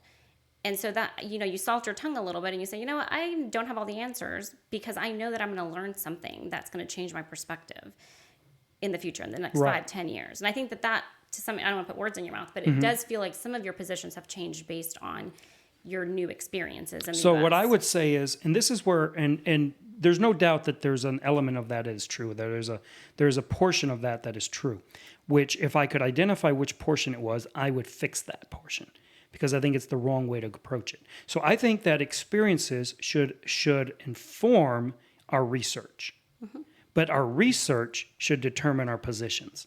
So I can experience something and tell me, and because of that experience, I can conclude, wow, I think I was wrong before. Well, that is not good science at all. No, but it Right. starts the process. It Yes, starts that's the fine. conversation. It But there's a triggers difference. the conversation. Right. That's what it needs to Yeah. do. So that's why I said it should inform our research. Our experience should inform our research, but it shouldn't change our minds. That's fair. Because then we end up then just doing whatever is convenient at the moment. Right. That's true. And that's a huge mistake. I agree. Because and let's go to parenting. What I've told parents for a very long time is that good kids make bad parents think they're great. And bad kids make good parents think they're terrible. So you can have someone who is doing everything right and they have bad kids. Yep. And you can have parents that are doing everything wrong and they just have good kids, right? And so you can't, it's the actual experience you're in can't be your evidence or the reason why you change your mind. Now, like you said, and I agree with that. And this is why I say I would fix it. I would fix anywhere where my experience has changed my mind. Okay. I would fix that. Not meaning I would change my mind back, Sure. but I want my views to be informed by what I can research and find to be true. Now, that will be triggered by the experience. So you experience something, it makes you think, hey, wait a minute, maybe I wasn't right about that. How do I know I was right? Then you go back and you really do the research and figure this out, which means thinking through it at a more abstract level. It means doing actual research into things and having data, right, on stuff. And I think Christians don't do enough of that.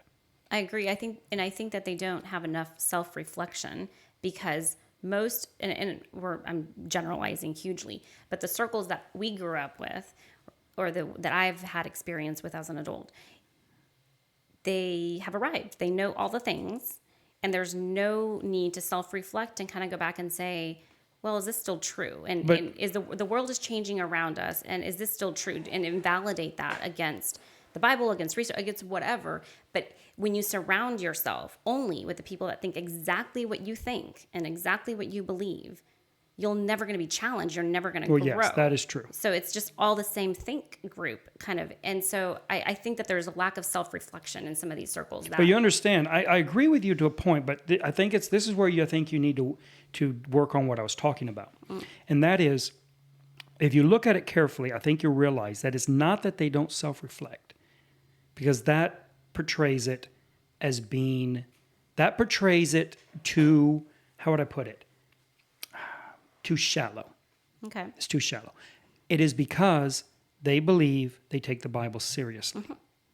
And they are not saying, I have arrived, I understand everything. They are saying, I have a book written by God that tells me what I should be doing. And to second guess that is worse than second guessing 10,000 years of tradition. It's even worse than that, which I think is a very valid argument. When someone comes out and says 10,000 years of doing something a certain way that has worked, not that hasn't worked, that has worked, that has produced. It's nowadays, the postmodernist view is that we need to blow up Western society. Western society, as we have known it from the Enlightenment needs to vanish because it's corrupt, evil, and terrible. But Western society is what created postmodernism. It's what created the environment in which they can sit around and do what they do. And now they say we need to blow it all up, right? That's the type of view that these that neo-evangelicals are resisting. And I agree with them on that. That there's a reason, and this is, and I actually share the view on the Bible. I believe the Bible's written by God, is authored by God, and I believe it's to be taken seriously. So I'm completely on board with that. Me too. If we're talking about my problem with them is I don't think they do take it seriously, and I don't think they understand a lot of it. And I think that they take details that they think they're taking seriously, and they're actually taking them out of context. Well, and I think that taking the Bible seriously, there's a tremendous amount of interpretation involved as well. And if there weren't, then you wouldn't have so many feuding Christian evangelical churches. So they take things seriously, but they also interpret it.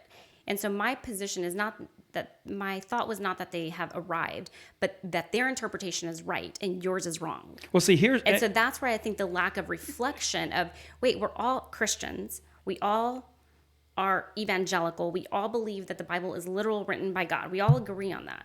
Yet there's constant feuds amongst churches on silly things. And that's the stuff that I'm like, that I think lacks self-reflection. Like, first of all, does that stuff even matter? No, there's probably very few fundamental things that matter from a Christianity perspective of being, saved by grace, all those things. But the feuding amongst the churches has to do, I think, with this lack of tolerance for each other and that you do things differently. And I think that's where this lack of self-reflection lies. Okay. Well, see, then I would push back a little bit on that. I think you're narrowing in on a much better articulation of the idea. But I would push back a little bit on that and then say that most of them would say, and I don't agree with them, but they would say, we don't interpret it. Everyone else does. Yeah. Right? It's not like, right, exactly. Well, I don't. Okay, but you don't. You're the exception. He doesn't. I don't. Now, I used to. But that's one of the things now I do. Of course I interpret it. Everybody does. Right. Reading is interpretation. Right. Just reading. If you say, I only read it. You're interpreting. You're interpreting. That's what that is. Yes. Because those are not thoughts on the page. Those are little squiggles of ink words that have to be interpreted into words, into sentences, into grammar, trying to get them back into a thought and hoping that thought somehow resembles the thought that the original person had when he wrote it in his mind, when he started putting these things on. So reading is interpretation right from the get-go. Yes. Yeah. And so that's the only thing I would then modify a little bit that you understand. Because I think it's important to understand where people are really coming from at the very best possible way it can be expressed. And so people that believe they take the Bible seriously do not believe they interpret it. They really don't. They believe that they just read it and however it says it, that's what they believe. And I know they really, really are trying to do that. The problem is they are interpreting it. It's not possible not to. It's not possible. Yeah. I haven't heard an argument where it's possible. And I've done a lot of research and a lot of thinking on that. How is it possible to read something and not interpret it? And I just can't find a way to where that's possible. So I agree with you. So yeah, I mean, you get this idea that, we're going to blow up traditionalism because we have some modern view, let's say, of parenting. Well, I have a natural tendency to resist that. And so it's not that I necessarily look at, let's say, spanking and say, oh, it's brilliant. Although I've come to think that it is a pretty brilliant idea. But it's not that. It's that I look at it and go, well, this is a way we go back and let's just look at recorded history where we have some record of this stuff. And children in general were far better behaved under a type of parenting that you might consider barbaric now. Far better behaved than they are now. Our modern world right now in this country is a disaster. I actually tend to agree with that, mostly because I grew up with kids who never got spanked. With him? Yeah, and obviously we got spanked, and everybody knew, teachers knew, he must be getting spanked. Your parent is doing something completely different, because when I talk to you, you look at me in the eyes and you say, yes, sir, no, sir.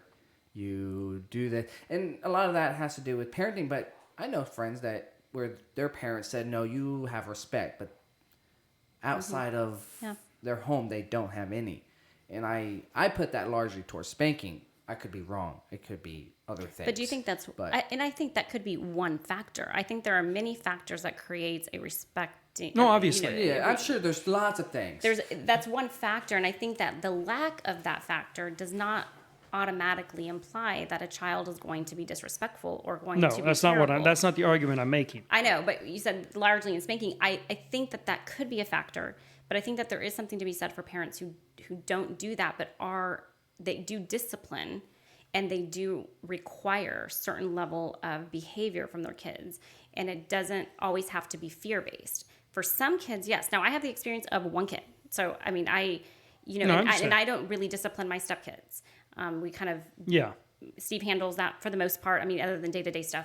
But I have one kid who is compliant and easy, and so far has been a very easy kid to raise. So I know that other people have had much more challenging children, have more challenging situations, and so what's right for me is not right for them, and I respect that. So I'm not going and advocating nobody should spank.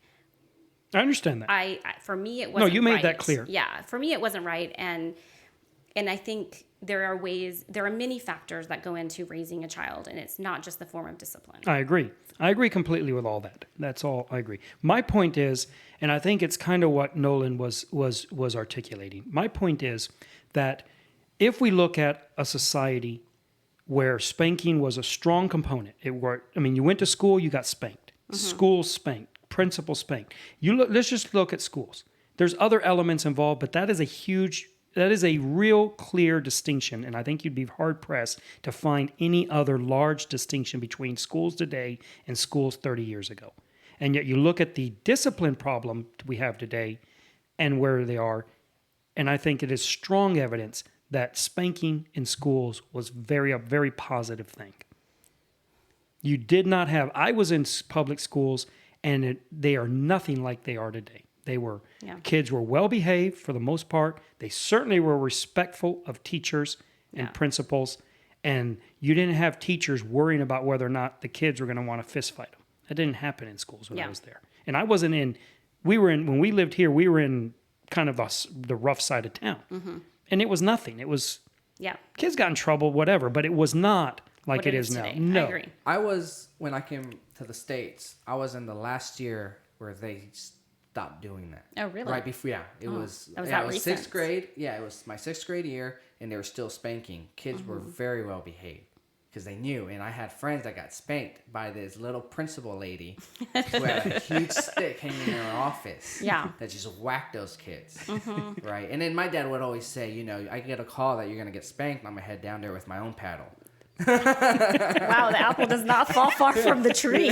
So, and then it rolls right back. Yeah, if it does, it rolls right back to the trunk. He's like, I'll spank you in front of everybody, then I'll spank you again when you get home. Oh, it's hilarious. Yeah. And the very next year, when they stopped doing all that, you can see the change dramatically in how the kids are acting towards teachers, what they were getting away with, because then there's really... The next best thing is you send them home, which is where they want to be anyways. But see, that's my point though, is that the moment they didn't have some form of strong corporal punishment as the ultimate punishment, there was no punishment. Mm-hmm. That was the end of punishment in school. You're like, we can punish other ways. You can't.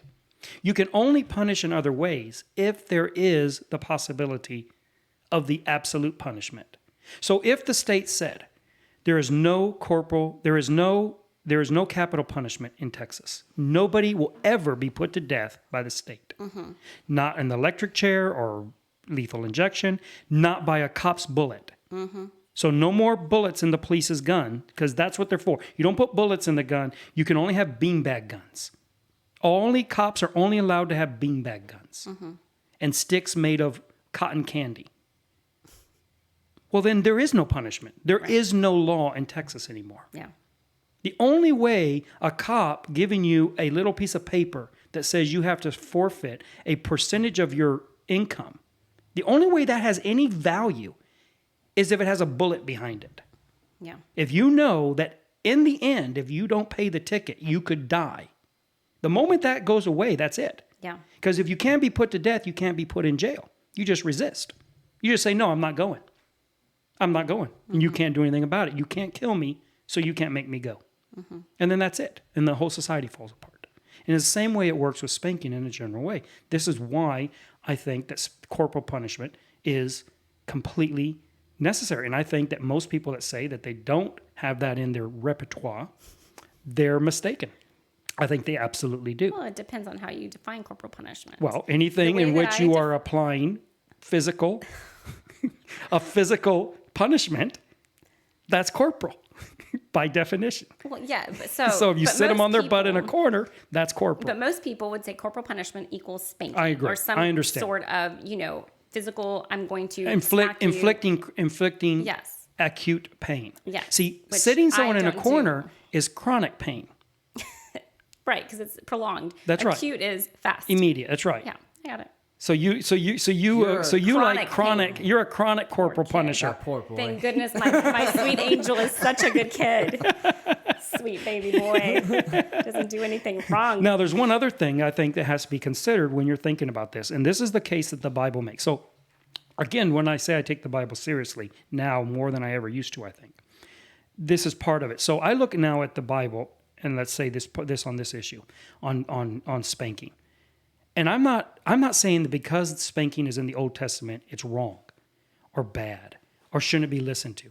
That's not at all what I'm saying. I'm just saying that I can't go around saying we don't keep the law of Moses because it's in the Old Testament and then say, but all the spanking verses, yeah, those are good. Those are good. Those are in. No, it doesn't work exactly that way. They're not out also. That's not what I'm saying, but it's much more nuanced than I ever thought before.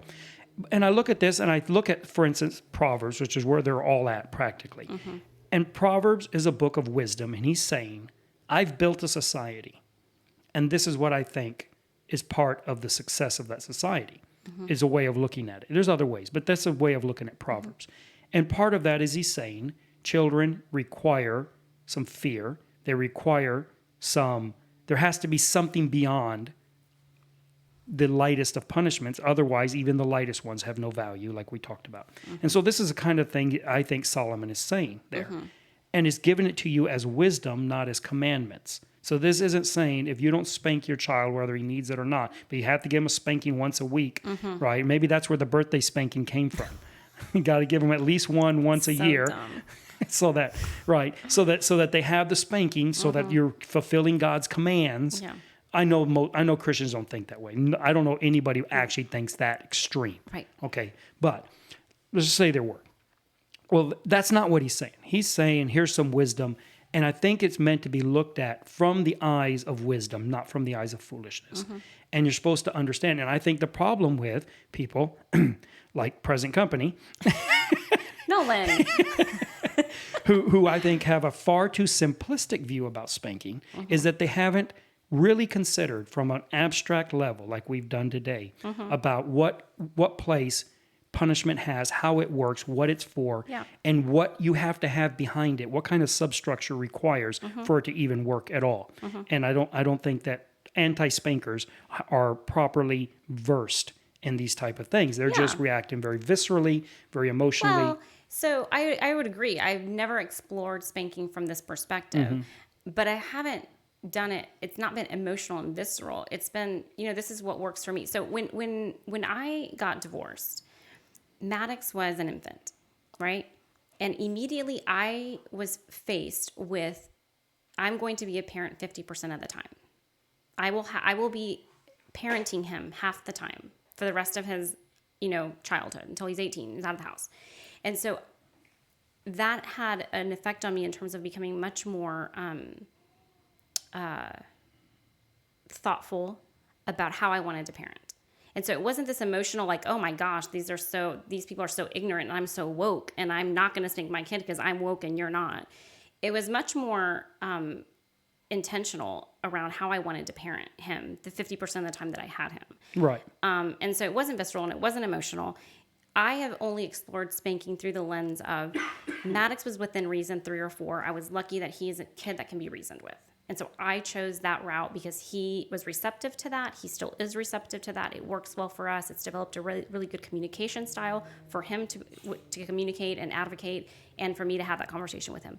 Up until 3, there was he did nothing that made me go, I need to beat this child. I need to spank him. I need to, whatever it is, because he's a kid and he's learning, and I just kind of didn't look at it from that perspective. Right. So when I'm anti-spanking, I'm anti-spanking for myself and for him. But it is an interesting perspective at a more global kind of abstract level of corporal punishment as a whole and as a society, and not just in parenting. Mm-hmm. And that was what I was getting to. I agree. So what I was going to say, though, with that was that Jeremiah in Lamentations, I think, makes a very good point on this, on these issues. And he talks about how it's good for a man, for a person, to bear the yoke from the time they're very young. In other words, to be put under extreme pressure from the time they're very little, because it will mold them into being, you won't notice. It's not like you're going to look at it as being an acute or immediate positive or gain to it. But because it says if they bear the yoke from the time they're very young, then when they're older, they'll be able to, I think if I remember right, it's put in this way. I love the way it puts it. He says, they'll be able to drink scorn like water. So they'll be able to absorb injustice, like if you're drinking a glass of water for them. It'll be nothing. It will not destroy them, it's just a beautifully poetic way of explaining the advantage of this. And so I think that a lot of the advantages that come from corporal punishment are not just how a kid behaves himself from the time he's 1 to the time he's 18 or 25. I think that there is a certain temper, as in tempering steel, a certain nettle that is instilled into the backbone of the character of a person by this form of upbringing that we are losing in society. Now, I'm not saying that every single person that gets spanked has it, and no person who doesn't get spanked doesn't have it.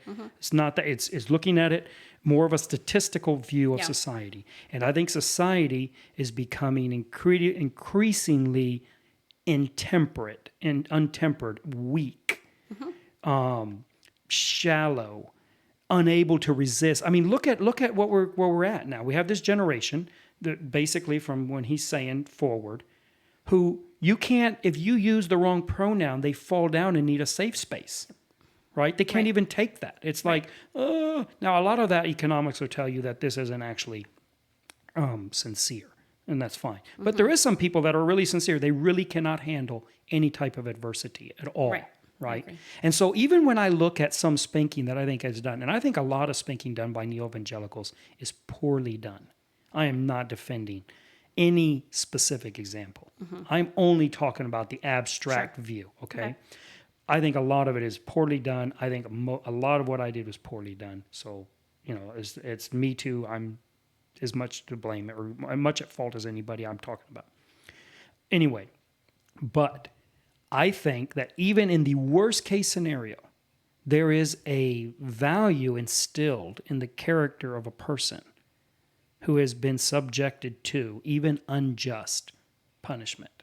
Now, that is not an advocacy for unjust punishment. Sure. But when you look at, for instance, a Nelson Mandela, don't tell me that he is not the better person for the unjustness that he's in. That you see what I'm saying? Yeah, absolutely. Not that you're saying, okay, let's go imprison everyone unjustly. Not the point. Yeah, no, I understand that. And so, but if being done wrongly or poorly or stupidly or unjustly or however it's done not right, results in such a metal of a character, then I think what Jeremiah is saying is, if it's done properly, if these things are done properly, he's not just talking about spanking, but it's just that youth should not be free. Youth should be bondage, is what Jeremiah is saying. Well, and adversity builds character in every single way. I mean, of course, it breaks the weak, but the people that are strong, adversity builds character. Well, the right adversity doesn't break the weak either, to your True. point. Bad adversity does, but when no, if we all exercised in space with zero gravity, we'd all be flabby and our bones would all turn to mush, right? But it'd be super easy, right? Everybody who exercises has to have resistance. Right. Otherwise, you're wasting your time. And it's the same way. There has to be discipline. There has to be discipline. There has to be resistance. Youth cannot be freedom. It must be bondage. And I think you don't agree with that? Bondage sounds so. Well, that's what I'm just using the wording that Jeremiah is talking about. He says, I bore the man who bears the yoke in his youth. So the idea that he's painting, the visual picture is you have these two animals, farm animals, they have the wood yoke on them and they're pulling a plow. And he says that's what youth should look like. I agree. And it's not saying they have to work they do not have to work from daylight to dark. You understand? You know who I'm talking to. You know who I'm talking to. Yeah, not subtle. No, that's not the point that he's making. What he's saying is this idea of just run free I agree. and have no responsibilities and everything. He's saying no, that will not result good. You need to be on the yoke, and that is going to do you well. Because when you get older, you may not see it, but when you get older, those people, like you've experienced in your own life, and many others have that have been there, that you even think, I don't really appreciate the way I was raised, but you would not be who you are, right, without how you were raised. And now you're able to take that big glass of scorn and just right here, look. And drink. Oh my gosh. Oh my gosh. That's right. That's awesome. That's because I bore the yoke in my youth. You did. That's right. I think we all did. Yes. It's rough. This is my glass of scorn right there. Sweet tea? No, unsweet tea. Pure scorn. Pure scorn. Pure, unfiltered, unadulterated scorn. Just drink it. But to your point, though, I think, don't you take those lessons of how you were raised and things that maybe you said, I would do that differently, and learn from that and evolve a little bit. You're like, just because it was really hard and you turned out okay doesn't mean let's inflict that on somebody else. But here's the problem. The problem, see, everyone says this, and the problem is we say, I didn't have anything. Let me give you an example. I didn't have anything growing up, and I turned out okay. So I'm going to give my kids everything. Stuff. Yeah. Yeah. It's like, maybe you turned out okay because you didn't have anything growing up. Yeah. And I believe as a society, we're way too willing to blow up traditionalism. What tradition has given us. Thinking that it was like that way of being, that type of existence was, how would you put it? Was coincidental to the outcome. And I just don't think we're in the position to be able to objectively know if something is coincidental to the outcome. I think that I believe that the way society was engineered is the reason why it came out the way it did. We have Western society. You don't have Western values anywhere else in the world practically, especially anywhere has not been impacted by Western. So if you have somewhere where Western society has not had any impact, they don't have our values, and they don't have our history. Now they want to keep the values that they think good and blow up the history. It doesn't work that way. Well, I think it would be naive to think that just because that time doesn't change and doesn't evolve, the traditions that we have, and I'm not. There's saying no blow evidence it up, that it does. But I'm not suggesting to blow anything up. No, I know you're not. But what I think is important though is to learn also from mistakes and say, okay, let me look at this experience as a whole and what worked and what didn't, or the values that I value work ethic strongly. I value productivity. There's things that I value that came from my childhood, but I don't have to implement it in the same way that it was implemented with me. I can do it in a different way and still have the same values. Yes, in a way, maybe, and and I'm not, and I don't want this to be like I'm telling you that you can't. It's not. Yeah, I like to look at things more abstractly, Sure. right? Because you always have exceptions to statistics, but the statistics are a reason, right? So I like to look at things more statistically. And so what I would say is there's no evidence that time actually changes anything. I just don't find any evidence for this. We like to think it does. And we like to think that things have become more enlightened, but there's very little evidence that is actually the case. Enlightened, but I mean, just take how kids went to school before.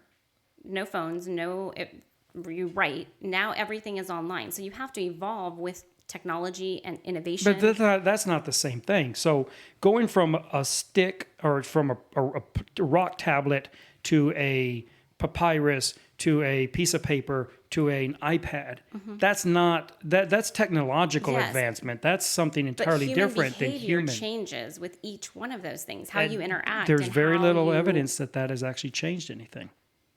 Very little evidence to it. I mean, there's ongoing debate about that. Yeah. That you can look into, but there's very little evidence or conclusive evidence at the moment that any technological material advancements have actually changed human behavior. I mean, we have the internet, and yet just because there's new ways to commit adultery doesn't mean people aren't doing it. Just because there's new ways to contract hitmen doesn't mean they're not doing it. I mean, the human behavior is essentially the same, and it can still be. See, that's the idea of the modern look, is that we can now take all this advanced knowledge we have and advanced technology, and we can create the good behavior that we really like out of the Western Enlightenment world. We can create that without the Bible, without these ideas. We can just create it out of whole cloth, and it's completely been a failure so far. It's completely failed. It's just been a disaster. And it's going to continue to be. I mean, our world coming up looks very dire to me. Very dire. And I'm not a pessimistic person. Okay. Anyways, we are out of time. Man, I wish we could have another couple hours to talk. We'll get you back in another time. I enjoyed it. I really appreciate you coming in. Absolutely. Thanks for having me. And I hope it wasn't too much of a debate for you. Was it a debate? It was not. It was a great conversation. See, Steve? See? Tell you what. I doubt he's listening. I doubt he is there too. I like to pretend I have an audience, but we don't actually ever turn the cameras on. So you mean I wore this for nothing? Yes, this is all for show. Man. Yeah, none of this actually works. That would be a heck of a podcast, right? The podcast that doesn't actually exist. Yeah, exactly. I'm actually just watching Netflix. Are you? I haven't been listening. That laughing, he's laughing is because he's watching. Something else? Yeah, he's watching something else. That's funny. No, we're really thankful for coming in. We'll get you back another time, Liz.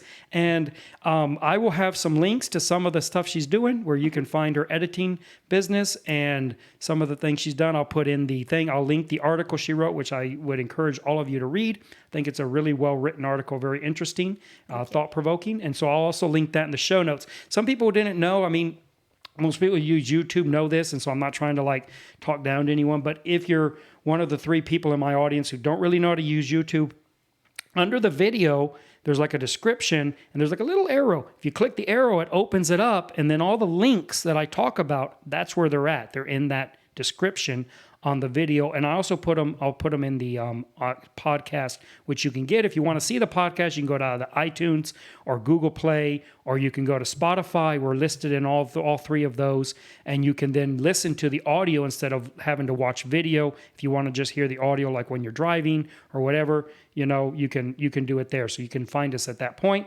Next Saturday, we'll have Brett Carpenter with us, and we're going to be talking a lot about new young Earth. I always say young Earth creationism, and we're going to be talking about why I think that creation should not be taught in school.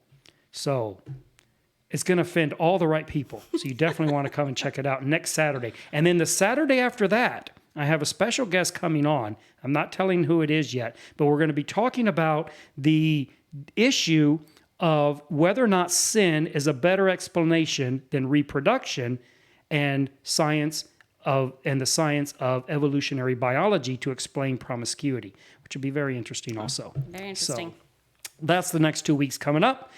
Well, thank you for being with us. Liz, again, thank you. Thank and you. have a great day.